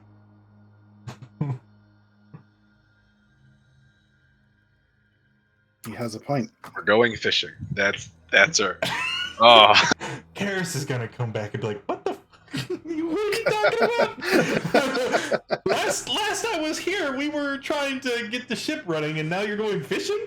hey, welcome back. We're going fishing. Hey! Hi. Let me switch There- this. Paris. Hi. Oh, you didn't miss anything at all. Well, of course not, because I'm the DM. I Did assume you you- guys leveled up another 8 levels or whatever. I will send you the PM a second time in case you had missed it. I don't know at what point you Aha! Hey, you. level Alright. sounds like permission. Oh, where are we going to find these? I Okay. don't know. In sometime soon. Alright. now. Uh, I thought they were in this crate here we overlooked. I think they are. I Oh, think wow. they were in the crate you overlooked. Oh, guys, I put my pack here, and I found this box. Cairo was completely right to research It was the cargo deck. next to all the barrels of brain sludge. Oh. I don't know that I'd use anything that came out of a barrel of brain sludge, but what's in it? okay. Yeah, what's in the brain sludge? What's in the box? I didn't say in, I said next to, but okay, now it's canon. So I'm gonna reach into the barrel up to the shoulder. No, wait. Full of barrels of brain sludge. Wait, did you say 12? I thought it was less. Oh, I was thinking like 4, but 12? Okay. I don't think what? barrels of brain sludge. When we took inventory, I a couple. A couple. A couple. Okay, so that's much less. A couple of crates of jellied brain sludge too. So you've got the liquid brain sludge and you've got the jellied brain sludge. Okay. Oh, there's a difference. Discerning taste. Yeah. So there's whole brains? No. It is. Let's see. I think one's a liquid and one's like a the slurry smash. is like ground up. sauce. Pink slurry. Yes, frothy pink slurry. So 2 barrels of brain sauce. Mm-hmm. Oh god, don't call it brain pink. sauce. So pink slurry made from humanoid brains. Yes. And then how many crates? Actually, I suspect these items though would actually be found in the in and amongst the machine parts. Of course. Why would we? Who would even look inside a big barrel of brain sauce for items? I know, right? You said something about jellied brains? Not that we have a plan for these objects, but that was the very special stuff that what's his name that started with a V offered to you. Yeah. How many were there? Of the jellied stuff? Yeah. There was one smaller crate that had the jellied stuff. One crate There's jelly 2 brains. barrels that have the liquid stuff. Got it. Good. Great. All right. Yeah. So I'm gonna reach into this crate that is next to all the human remain foodstuffs, and then I'm gonna pull out a long sword and a metal crown. Yeah. Ooh. Well, I guess we should figure out what they do. I'm gonna just hand them over to Thales. Thales is gonna go to work, take out the pearl, give it the old identify treatment. So the first one, Sword of the Perrin. Now I'm regretting because. And looking through Twitch chat, I gather we have Tarantagosh to thank. How did you know? Because he's our favorite, our patron. We all love Tarantagosh. We do. That's Except why when he's the DM, in which case we pester him. VIP. He plays on Sunday, by the way. Mm-hmm. You know, if any of you guys ever want to show him some love or hate, he sends monsters and those too. of you, and those out in Twitch chat too. You know, Tarantagosh, our very generous patron here, is the DM on Sundays on the Sunday game. Check out the Twitch schedule below or in the in our Discord. Uh-oh, I can't have that. I'll have to start sending monsters. Okay, so the one is the Sword of the Parents. Very cool item. Like That is really nice. Yeah. For our paladin. Wait. They can Great Weapon Master versatile weapons, Has right? to be It has to be heavy. It has to have the heavy trait. Oh. Lander? You can't. It's I martial. got short swords and simple weapons. Time for you to be a Kensai, I guess. And then the second one, you might have to fiddle with the size of the container because I had to copy paste it from DDB. But it's the Lost Crown of Besselmere, which is also very relevant, actually, to our current setting. Kind of is. Yeah, resistance to psychic damage, advantage on saves that would charm you. You can use a bonus action to inspire a creature you can see within 60 feet to you here, and then they can roll a d6 and add it to an ability check, attack roll, or save. And you can do that 3 times per day. Like, it's solid. So- That's nice. Hey. Who's being So Tullies, as you learn this information about these items, who do you then hand each of the items to? Well, first I'll ask is who wants the sword, since the sword was the first one. I'm no good with long swords, so wouldn't be any use to me. Do I have to with the sword? I mean, Okay, so yeah. Here's the problem, right? I'm a polearm master. Cairo's a great weapon master. the only way someone would be able to use it Well, here's would be Landar through maybe an optional feature. no. Here's the thing, right? Okay, so as a magical weapon, none of us can use it. For the first thing, you That's can't. not true. One of us can use it. You? I prefer rapiers on my pistols, So but listen, I actually do none of you have are listening! longsword. Listen! As a magical weapon, none of us can use it. With the first property, immediately after using an attack with the sword, you can make. But no one can use that because we're not going to. But the second and third thing, it just says if you take the dash action, if you take the dodge action. It doesn't say you have to use the sword. It just says you have to be attuned to it. So if somebody has an open slot, I guess we could attune to the sword and you have extra utility on dash and dodge. Actually, in that case, Then it should go to the rogue. yeah, or the monk, because the monk can dodge as a Yeah, bonus action.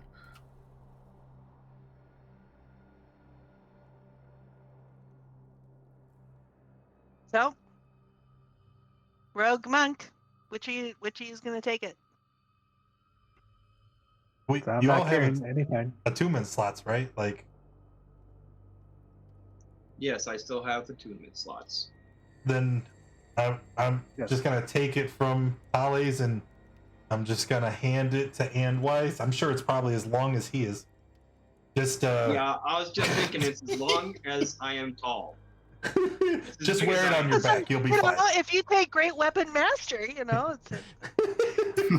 don't need Great Weapon Master though. Rogue gives me I know. longsword. As far as the Okay. crown, And the crown. So where's the crown going? I mean, it's minor benefits, but it. I would like the crown. Yeah, I think Pip would do well with the crown. It matches his skill set, right? I mean, getting the chance to just have more inspirations. Yeah, As but long how, as Okay. you can decorate by putting a like a daisy chain or a flower. I chain already thought on the about it. outside of it. how Yeah. but what about the action economy? Because you don't even use all of your inspirations as it is. Well, I mean, it's always extra because it lasts a long rest. If there's ever a chance that I do, because I'm running low. I mean, we get into something else before a long rest. Having extra is always just. I mean, if someone else wants it, they can have it, but having more, so I don't have to worry about trying to using sparingly. Besides, wrap some flowers around it and it'll look adorable on it. Yeah, it doesn't sound like it. Looks like it's yours. All right. All right, let's see. Where did I drop out? We were trying to move the thing. Tully's was trying to instruct it to move 27 miles north. Well, no, Yeah, because we're not going to go there. We're gonna head towards. Did we say we're gonna head towards Bryn Shander? I thought Or we said Dugan's Hole, that's right. Dugan's Hole because Yeah. we don't know if the travel will be successful. Yeah, that's right. So I guess so that we're somewhere sort of near the mountains. We'll say like 9 miles due north.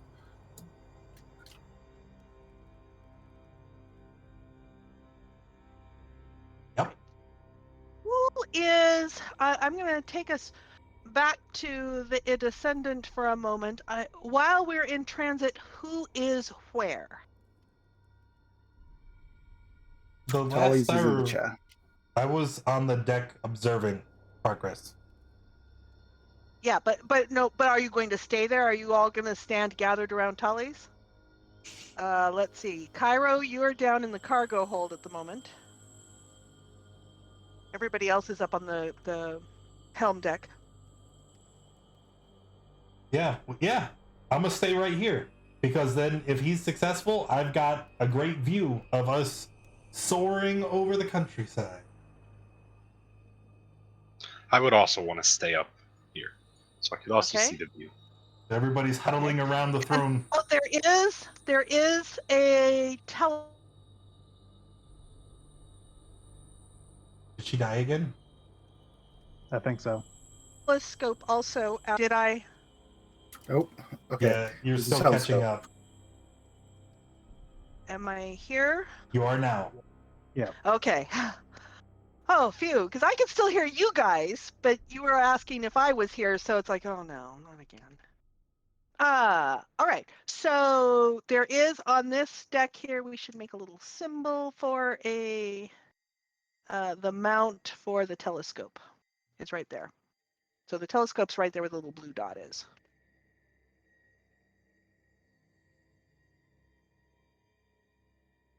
Did I drop in again? No? No, I can Okay. hear you. Oh, okay.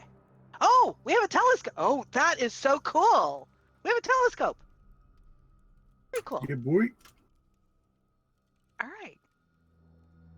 Pyro, are you still down in the cargo hold? I believe so. Let me rephrase the question. Do you want to still be down in the cargo hold as you feel the ship starting to shake a little bit and as it Oh, no, comes not free really. of... No, not really. Yeah, so where would you like to go? Where I'm Well, talking to Cairo specifically here. up with everyone else. Okay. So everyone is up on the command deck with Pip and Landar out, and it looks like Pip is at the let's see, Landar, you're the one who looked through the telescope before, correct? Yes. Are you at the telescope now, or is Pip at the telescope now? Looks like I'll be at the telescope because I want to keep an eye out for the dragon. Okay. Give me perception, please.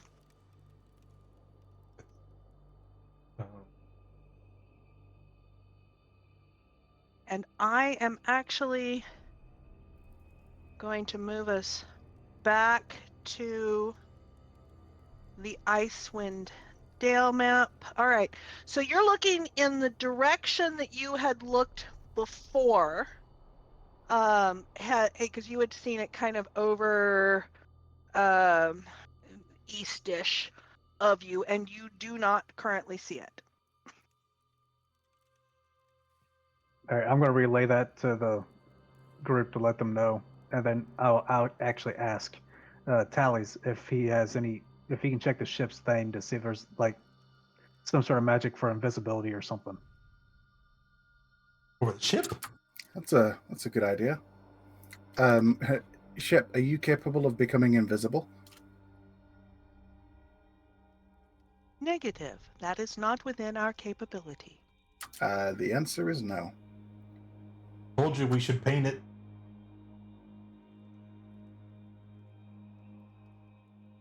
All right. So, yeah, you take us 9 miles due north.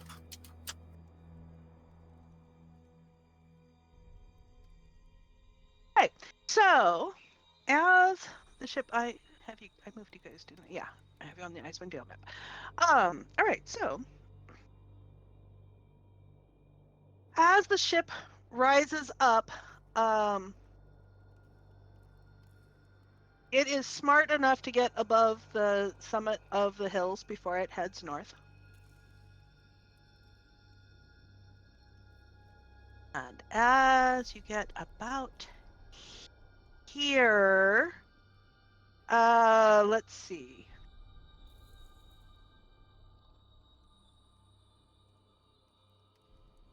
Okay, that shall be fun. Actually, as you get about here.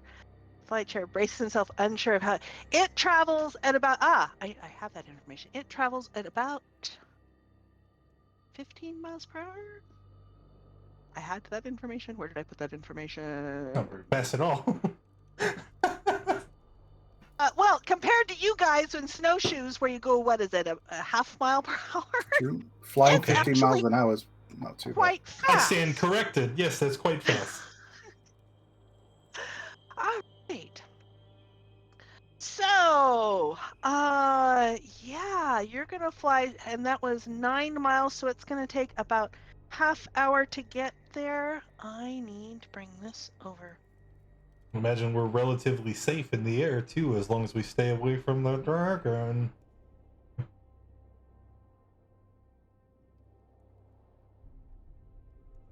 So talking to Thales, I'm gonna express that. You know, as long as we manage to avoid that dragon, this could be a much safer way of navigating the Dales.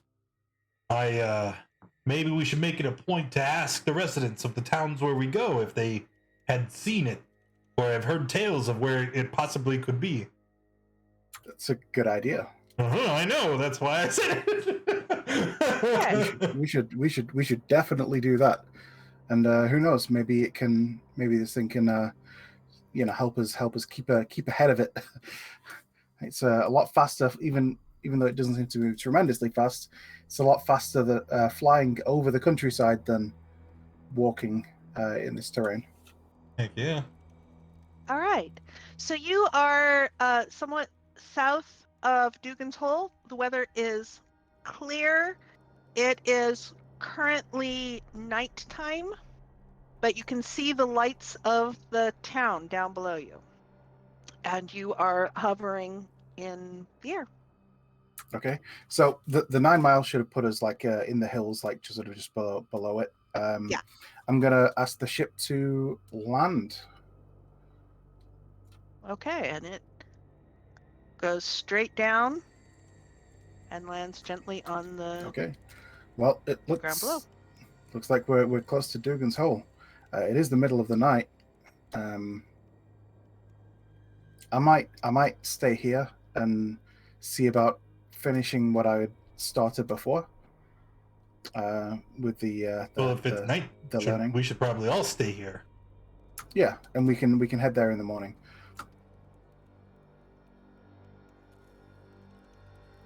Okay. In the morning, we'll have to discuss how we want to head into town. I'd imagine we'd want to leave some of us behind to guard the ship, lest someone come and take it. Are you true enough. are you going to try are you going to take a long rest in the ship? I feel like that's a trap, but yes, I would imagine logically we would set up, camp in the ship as opposed to going out into the snow. Right? Is there an autopilot? I can just turn. And just so you know, Thales is going to try and spend because you said it was going to be like 5 hours for him to learn the information and then have to sort of process it over the course of X amount of time. So that's like a what month he or wants whatever. to do. Yeah. So that's what he's going to do. All right. Do you set up any sort of watches? I don't sleep. I'm always on watch. Okay. Azoth, what do you? Anybody else? Is everybody else bedding down for the night? Yes. So am I. Yes. I would like to attune to my new crown. All right. You can attune to your crown, Pip, and Endwise can attune to the sword. All right. So, Azoth, what are you doing during your watch? Staring out into the blackness of night, contemplating my life's choices, and trying to keep a grip on my ever-slipping med. Okay.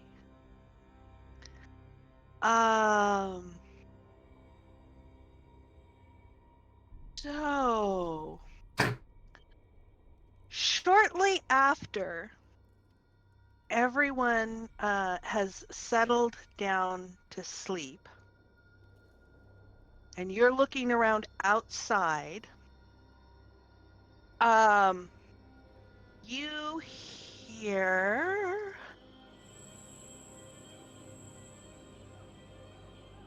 where do you hear it?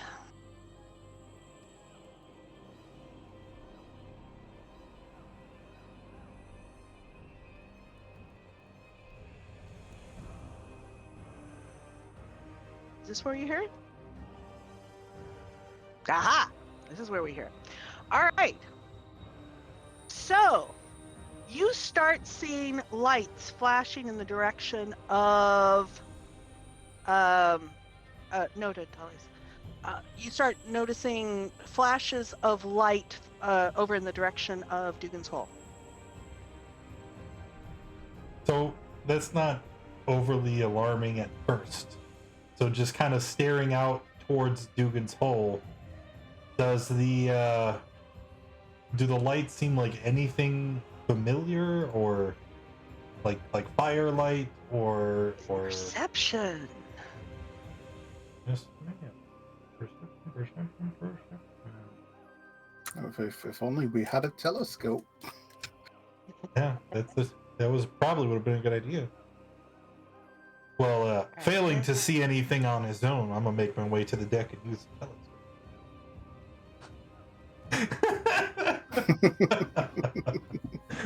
All right. You see with an 11, you just see some flashes of light, like it dropping light. Is it a bombing run? Is someone destroying the... So yeah, if I would be allowed, not being able to really discern much, I would go and use a telescope. Right. And so with the telescope, you are seeing our friend using a radiant breath and attacking the structures of Dugan's Hole. Tallies! Tallies! What? Get this What thing is in it? the air! Ship, please take off. Where are we going? I'm gonna point at Dugan's Hole. The dragon! Desired elevation? Take us, I think, what is it, about a mile from here? Now, it's up to you to interpret this. I'm merely pointing out the dragon is that way. We're very close. Yep. So you're like, it's like, where are you going? And then you're pointing towards Dugan's Hole. So I'm like, take us 4/5 of a mile to the northeast. Let's see here. So while you instruct the ship and get it up into the air, I'm gonna start running around. Everyone, up to the ballistas! What's going on? No, you have not gotten a long rest. You had barely gotten to sleep. So I didn't attune to the crown? You have not attuned to the crown. Andwise has not attuned to the sword yet. No.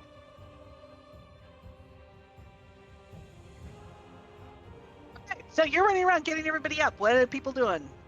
Talk to me, people. I'm not just telling them to get up. I'm telling them to go and man the ballistas. We have 2 of them? We're gonna go fight a dragon, boys. The lower ballista, the ballista on the lower deck was frozen over. Oh shit. We only have 1 ballista. Set frozen over. Hmm. Okay, I head towards that one. The one that's frozen? Yes. Well, yeah, we have our... Yes, of our course ice- you do. Let's I'll Will not be frozen. battle deck. So Azoth goes to the battle deck. You go down to the forward I'll deck. follow with Landar.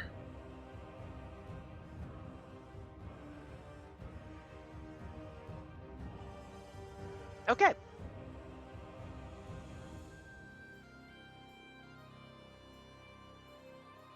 Alrighty, so we are doing this. So you are okay. We are. The ship asked Thales for an elevation. Desired elevation. About 100 meters, 100 feet. It raises up. Does, Well, does that look like it'd be enough 100 to get feet us or over the hills? 100 meters. No, yeah, no, feet. It's a 'Cause Yes. 3 to 1 Yeah, difference. the houses would be like 30 to 40 feet tall, right? So 100 feet puts us above the line of houses. Yeah, so 100. That's fine. the British guy. I don't know how many. 30 feet? What? 100? Look, So you are up, and so elevation there, and you moved over to Dugan's Hole. Okay. Does the ship do conversion rates? Oh no. I hope so. Yeah, it can do conversion if you specify which units. Yeah, I'd like to go about 12 farthings high. And you are way up, and I need everybody to give me a con save. No, I'm just kidding. 3 over there. Azoth is not at the helm, and the ship does not obey his orders. No. We might need some initiative. Do we need? Well, we're only going to go every We other one. can't So roll you guys initiative are coming. since we're not on this map. It won't put us in the tracker. True, and it's going to be sort of. You guys are on this map. You just can't see you're on the map. Here, let me move so show that you can see you're on the map. Oops. They just leave us down here in the corner. Where? Ah! Karis can do roll 20 commands. I'm just sure of it. There you go. You're down in the lower corner. So we can do some initiative. Let me put my baby on the tracker.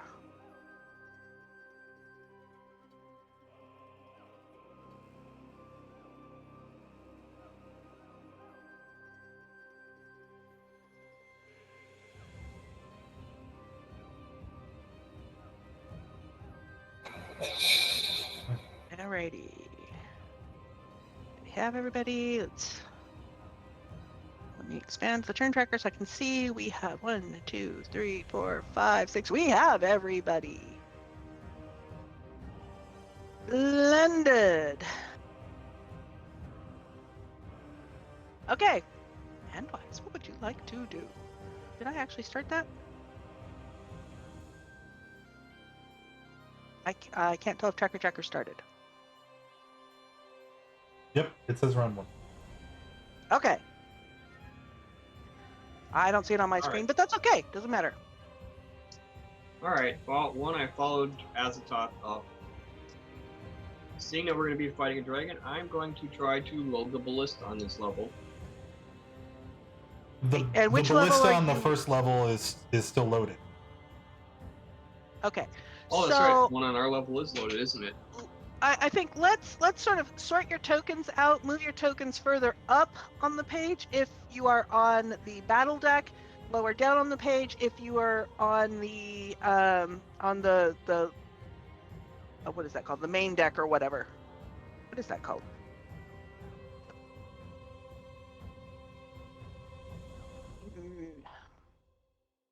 In any case,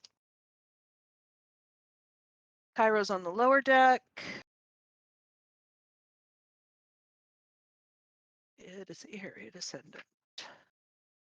Battle deck versus cargo deck. Okay. So, and Tolly's is up in the helm. This looks to me like Pip, Landar, and Cairo are on the cargo deck, and Andwise and Azoth are on the battle deck. Yep. Pip, Andwise, and Cairo, can you confirm for me? Yes. Yes. Yeah, 'cause Yes. see, that's Good, where the Good. Alrighty. Can I see the dragon from the battle deck? Yeah, how far away is it from us? Okay, the dragon. So coming up here, the dragon. We're gonna say, how big is Dugan's Hole? Maybe I should put us on the Dugan's Hole map. Dugan's Hole. That's not the right Dugan's Hole map. Let's try that again.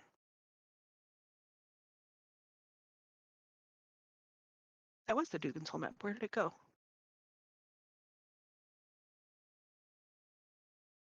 Did I drop again? No. No, I still hear you. No. This map is fine because Ah. I mean we're gonna be fighting from the ship. Yeah, it doesn't matter. That's true. That's true. That's true. Okay.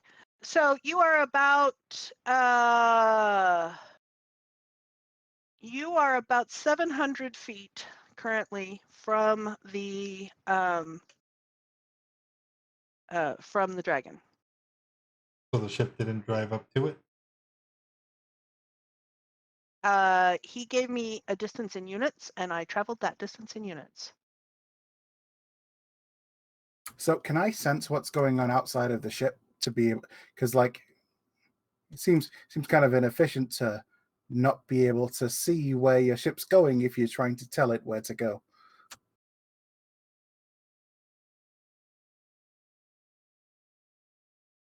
There we go. Have you asked the ship? Can you show me what the surroundings? And you kind of see in your mind's eye, because it's telepathically connected to you, you sort of see a schematic. Okay. It's going to look, from where you are, it's going to look kind of like a radar screen, let's say. Okay, and I guess with the radar screen, I can see the dragon. Yes. Registers as a blip. Well, Okay. I assume you say, where's the location of the dragon, and a little icon appears with the dragon. Computers are a bit literal, even intelligent ones. Then I guess I'll ask it to put us 60 feet away, keep us 60 feet away from the dragon at all times. Okay.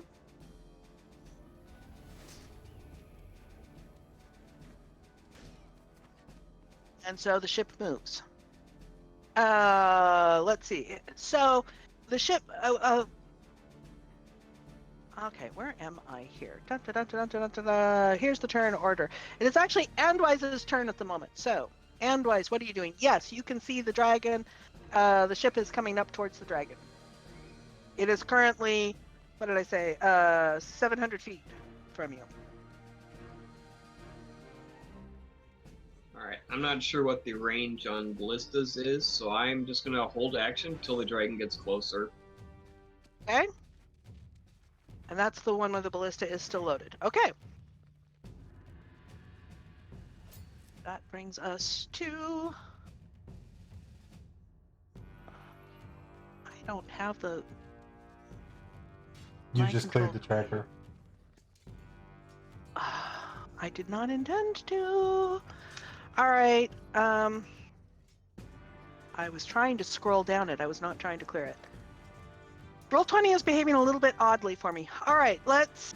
I'll put people in the tracker, and then you can put your stats, your roll back where you were. Add You got it. turn. Okay. All right, so Andwise is holding a turn until the dragon gets closer. The next person, if I recall correctly, was Thales. Thales, you ordered the ship to move in, to stay within 60 feet of the dragon. Yes. And you are monitoring that. Okay. I do not recall immediately who was next.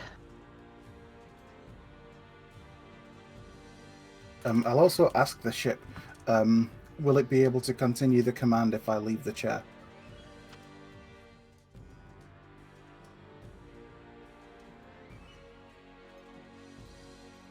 You will not be able to ask your question again.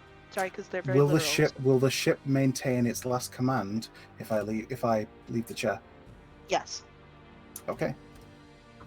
Then after doing that, I'll get up and try and move. Probably not very far, but yeah. Okay. That'll bring us to Pip. You gotta quit moving the tracker until I get everybody back where they're supposed to. Oh, I'm sorry. I will pause for a moment.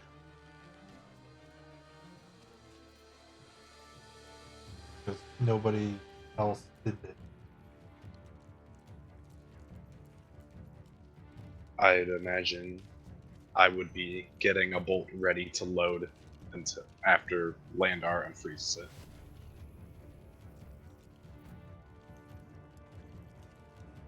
What that actually means, I don't know. I'm just gonna grab it and then wait for him to do his stuff so I can start loading it.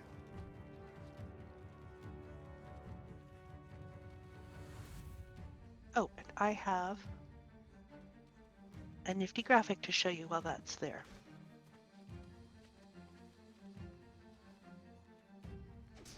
Okay, Pip, you... Okay, that brought up your turn. All right, you were saying, Pip, now that we're all straight. Because the ballista is frozen, right? The second one? You're on the lower one? Yes, it is frozen. Are there bolts around like there was on the one on top? Yes. Okay, I'm gonna grab a bolt and then just get ready to load it until Landar unfreezes it. Okay. And that is it. All right. Brings us to Azoth. I will hold an Eldritch Blast until we come within range of the dragon. I think it's fast enough that what Tally's did on his turn got you within range. Well, so what is within range? Like what is the distance? Well, he now? said 60 feet, so you're 60 feet from the dragon. Okay.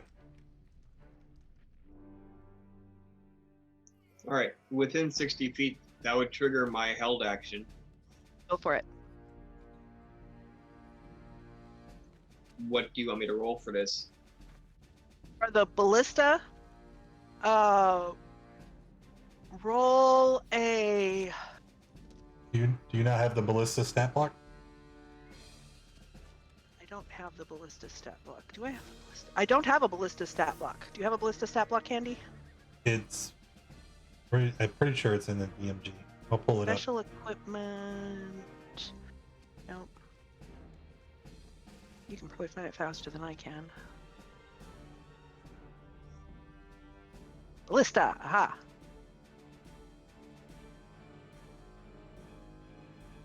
That's an... Okay, +6 to hit. So roll a d20 +6. Range 120 feet by here.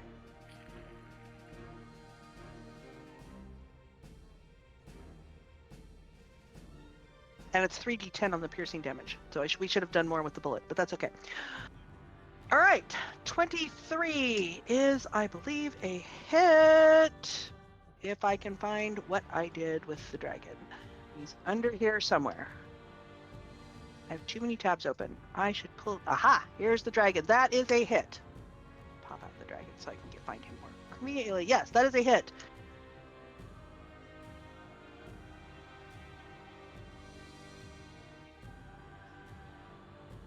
And so that is 8 damage. Okay.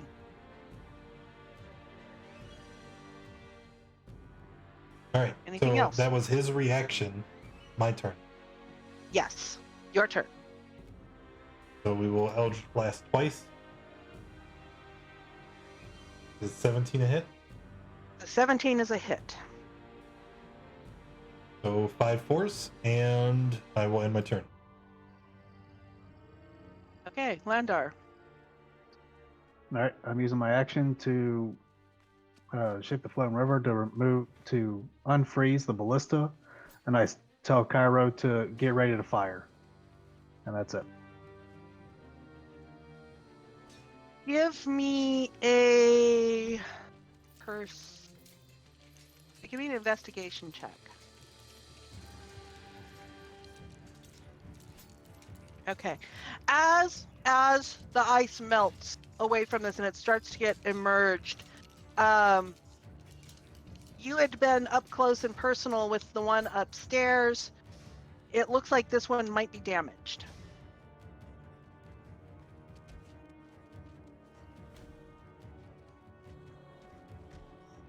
Okay, and that will be it. So the dragon then turns.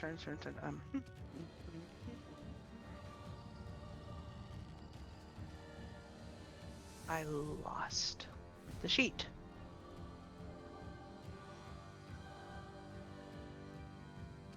Shift double click the token.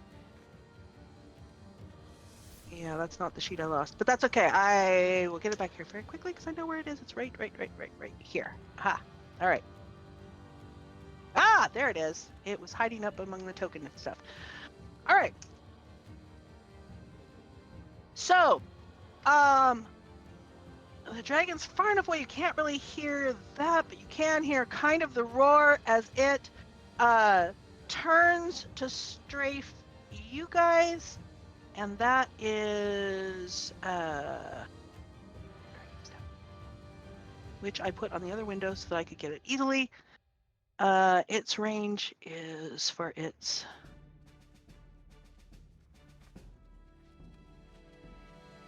within 30 feet. You're not within 30 feet. Ah, perfect. All right. So it does a strafing against you guys. The attack roll is a 9. Okay. It's a breath gonna weapon. It's gonna miss the ship. It's It- what? It's a breath weapon. It's not an attack roll. We make a save. Yes. You are correct about that. Thank you. I hate the way this displays stuff. Okay, so Tallies, please roll a d20, and what did I do with the ship's stat block?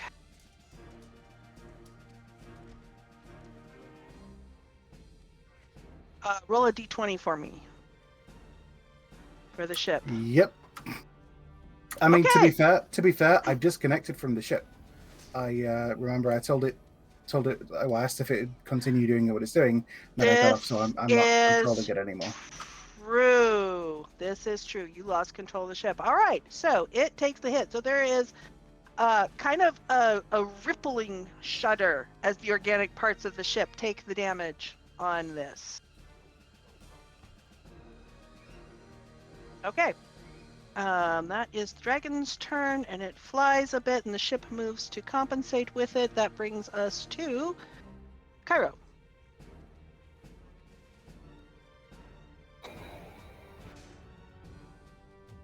Okay, someone manning both of the crossbows. Yes, it really takes 2 people to man the ballista. And the one next to you is broken. Well, you don't know. It looks like it might be. It's going to take a little more looking at it. Okay. In which case, I think all I've got is my spiritual weapon.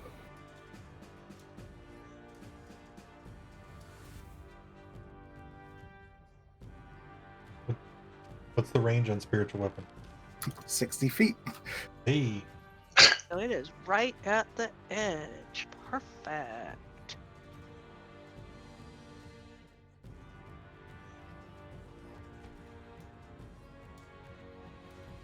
I just have the HP. Ah, there we go. Okay, I am caught up. Sorry about that. That is a miss. All right, that's all I've got. All right, brings us back to the top of the round and wise. Well, it takes 3 actions to fire this thing, so I might as well start us off. Load it.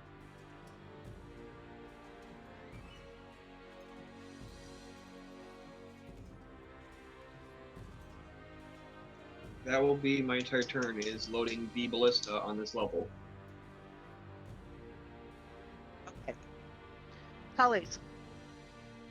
All right, so Tallies is going to head out to the deck so he can see the dragon. So how high up is the dragon from like the top of the houses? It is about it swoops down under 120 feet and then it goes back up to just about 150 feet. So it's going up and down. Okay, so it's staying at its absolute range. In that case, I'm gonna go ahead and... It's currently at about 150 feet because it's heading towards you. Right. All right. I'm going to cast Fireball on it. That's going to do acid damage. All right.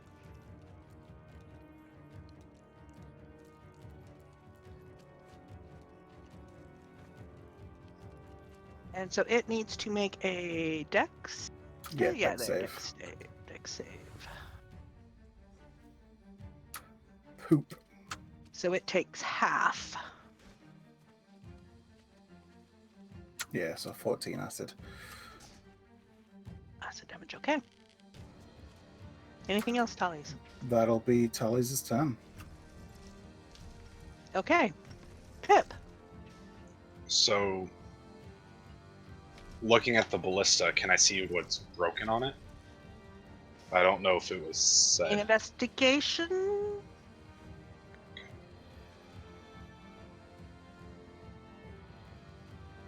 Are you proficient with crossbows or other weapons like this? I am proficient in crossbow. With crossbows, yes. Okay. With a 19 investigation check, it looks like it is structurally broken. It is not going to function.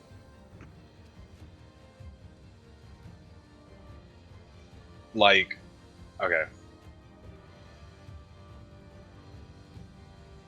So mending wouldn't work at it, would it?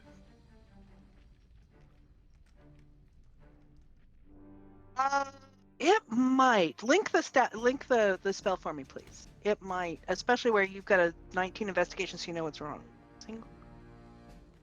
Actually, yes, I will say mending can fix it because it broke in the impact of the crash, and that simple break could be put back together. It wasn't all crushed. Yeah. Okay, so after mending it. Okay, Landar, get it loaded, and I get behind it. I'm just gonna drop the bolt that I use since I can't load it. Okay. So you basically interaction with an object. You handed the bolt off. You handed the bolt off to him so that you could get in there to mend the thing. Yes. Okay. Azoth. Um, Casting time 1 minute. Casting time 1 minute. Thank you for the check. Yes, you can mend. It's I going to didn't take see you a it. while. Only best thing I can do at this moment. So, then- isn't that 10 rounds?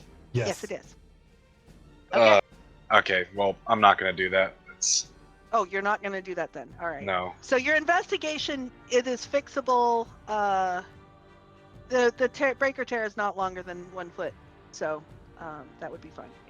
Mending would work, and you know that mending would work. But you'll also know that mending would take a minute. Well, Landar, it's broken. Can't fix it. Going upstairs.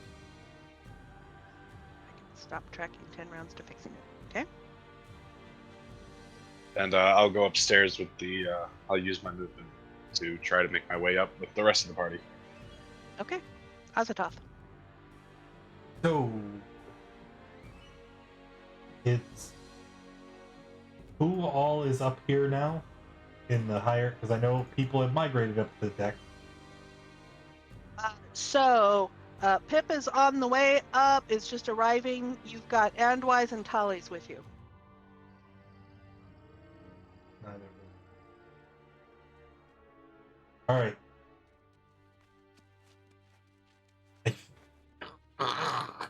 Man.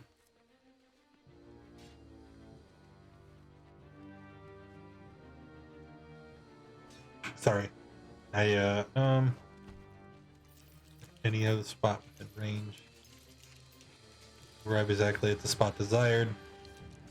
Can be a place you can see or visualize or describe it. Okay. So I am currently standing on the deck, right? I am Yes. looking at the dragon. Yeah? Yes. Yes. And it is 60 feet away. Yes. I am going to run downstairs. And I'm going to run up to Cairo. And as I'm running, I have my hand outstretched to grab him. And I say, "Come on, Cairo, we gotta go!" And then as soon as I touch him, I'm gonna dimension door. because Okay. it doesn't require sight. And the Right. only real requirement is the spot being in range. And it needs to be somewhere I can visualize, which I have seen And the you dragon. looked at it right before you ran down, so you held that That's in your right. mind. Yes. So Yes. we are going to Dimension Door, and me and Cairo are going to teleport onto the dragon's back. Now, Cairo, Okay. you don't have to come. You have to be a willing creature to go through the Dimension Door. So, Are you willing? If it is our end, it will be a fitting end. that's right. All right. Right. Just try and help, because this is gonna be. That's not what I wanted to link. It's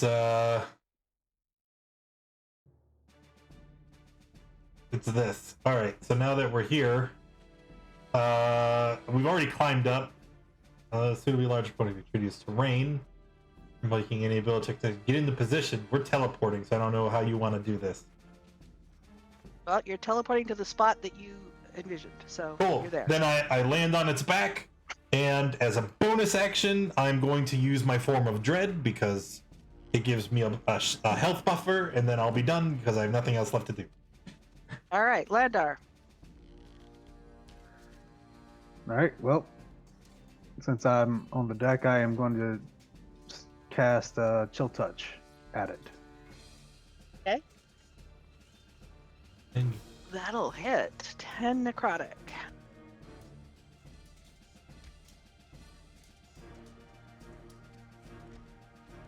Okay. And that's it. I don't know what I want to look at this one.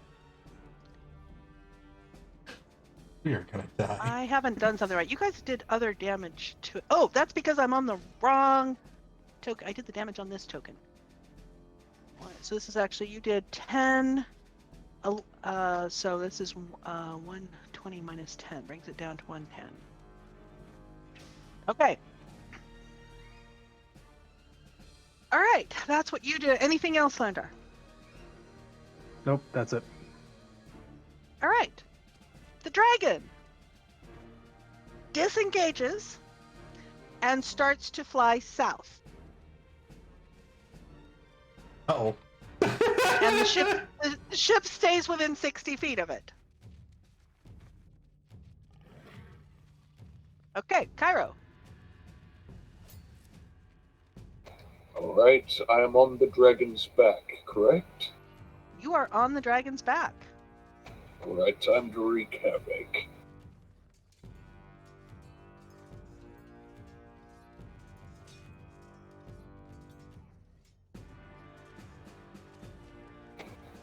It's one attack.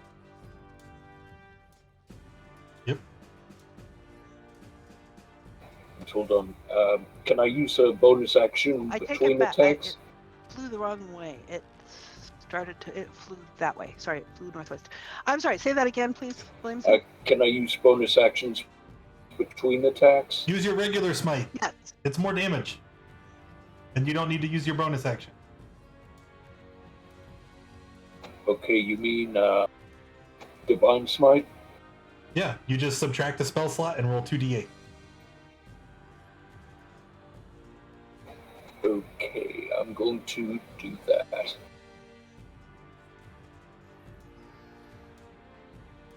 Yeah, that is a hit. Oh, no, I was right the first time. It's going to fly south.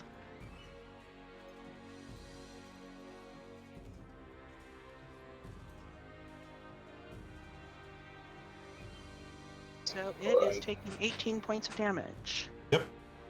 And then you got your second attack, because we're level 5 now. So, bop him good. Now, And you sort of slip a little bit, and it sort of glances off of the scales of this dragon. Yeah. Okay, do you want to use your bonus action? You already did. It flies faster than your spiritual weapon, so your spiritual weapon's been left behind. yeah, Okay. definitely. So do you want to use your bonus action for anything? So I didn't use it already with that Divine Smite? Correct. You used your regular smite. You did not use the. Okay, hold on.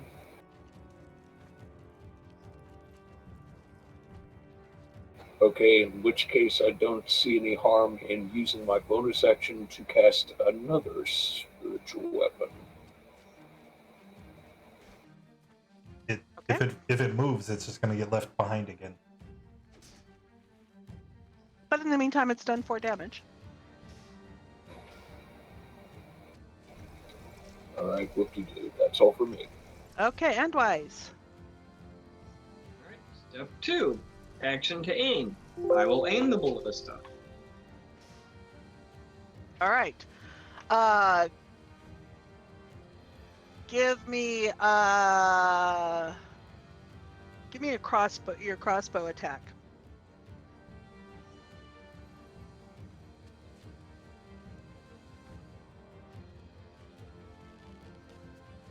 Okay.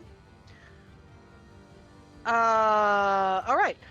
And so that takes up your action. Yeah, us to aiming Tal- it. I can't shoot it till next round, but Right. Tallies. All right. So Tallies goes as if he's gonna try and throw out another fireball, and then realizes that he has 2 allies on there, and he probably shouldn't drop acid balls on the face. So instead,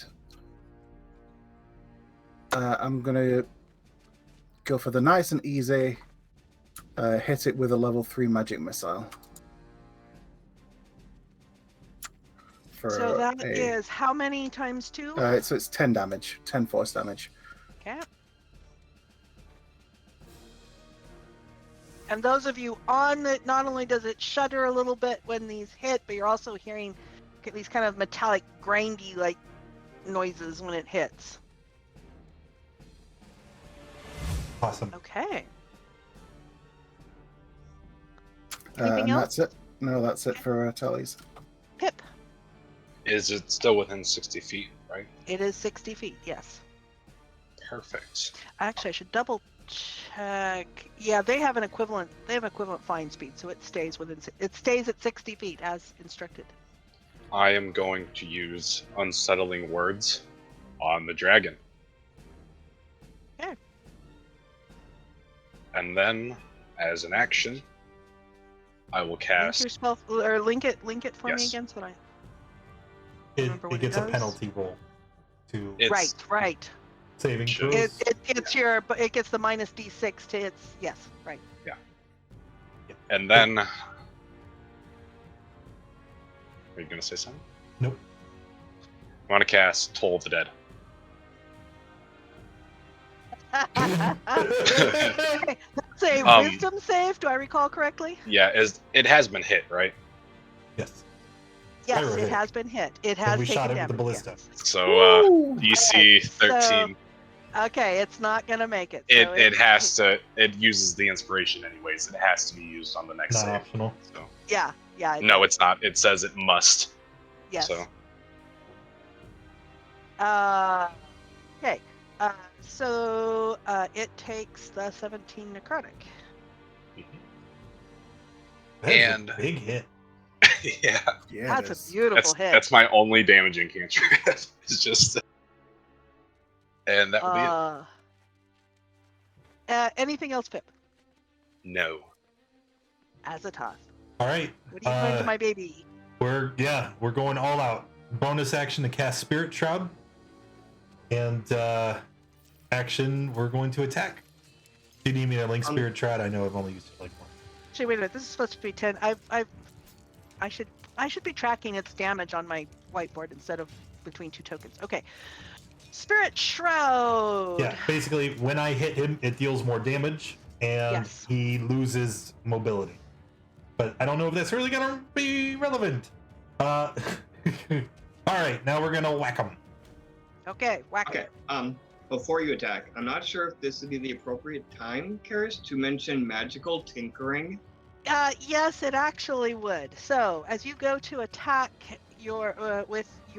as you pull out your glaive, in order to use it. What did you do? Okay, so you see some floating. So as you pull it out, in your vision in Now, wait. front of you is some Oh. floating text. Wait, floating text. Yes. Go ahead with your attack. So before I attack, I'm gonna turn around and just glare back in the direction of the ship before swinging my glaive. Swinging my glaive. There it is. That is a hit. That is a hit. Okay. We will be replacing this damage with necrotic because of Form of Dread. So that is 9, and I get to roll another D10. I forgot what my damage dice was. And then Spirit Shroud, another 15. So we have 24, 20, 31 on the first hit. Okay. And then second swing. Damn it! That I is a should have hit. saved it! Oh. That would have been 2 more D10. That's fine. It's fine.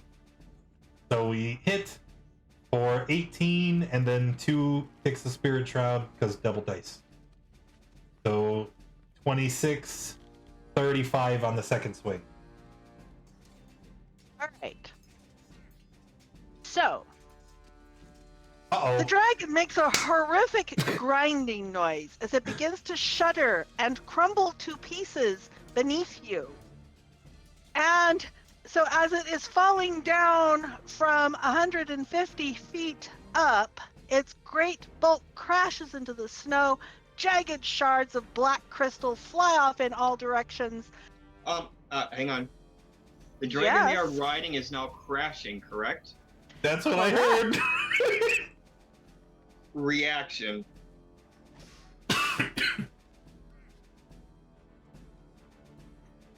Azoth and Kai and Oh my Cairo. god, you're the best! Like, as soon as I Oh, saw yeah. the red X, I was like, oh shit, we're gonna die in the crash! You see, okay. Anyway, so you see the glaive coming down. Well, first of all, you see the glaive come out. You see Azoth turn and give you a dirty look, and then it slices down into the dragon, which starts crumbling apart, shuddering, crumbling, making a terrible grinding noise as it starts falling. And what does your magic look like, Andwise? I mean, do they have little feathers, little like feather particle effects as they drift gently down? Well, while I'm sitting here with twirling my lockpick in my hand because I gotta use it. Basically, a large lockpick that says "Andwise Rules" appears beneath them and slowly lowers them to the ground. Love it. Meanwhile, Love it. Okay. So the Azoth dragon- is lazily floating to the ground. He's dabbing and flexing. He points up to the ship. That counts as 2! Andwise hollers back, "That's only 1." So it is falling. The Indescendant is also going down fairly rapidly. However, Uh-oh. it will stop 60 feet above. I mean, it has a little bit of grace at the bottom. So while you are inside of the Indescendant, you feel it kind of dropping. You can feel like you're in an elevator that you lift up a little bit, and then you sort of settle back down. No saves or anything. You take no damage with that, and so you will then end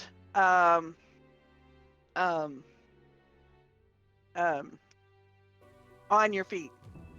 Excellent. And I think so, as the crystal shards all sort of settle around, this is a good place to end us until next week. Whew. All right. Well, that was a lot of fun. I loved it. Thank you all for coming and hanging out. Appreciate you being here so much. Especially if you have just joined us and followed recently. If you subscribed, cheered, donated, thank you again. All of that support helps keep this community going, helps fund our DM rewards program, keeps the stream alive, baby. So definitely appreciate. If you enjoyed the stream, make sure you hit that follow button. If you haven't already, join us in the Discord. That's where you need to be if you want to get involved. And if you want to watch more, come back tomorrow at 7 o'clock for Tomb of Annihilation.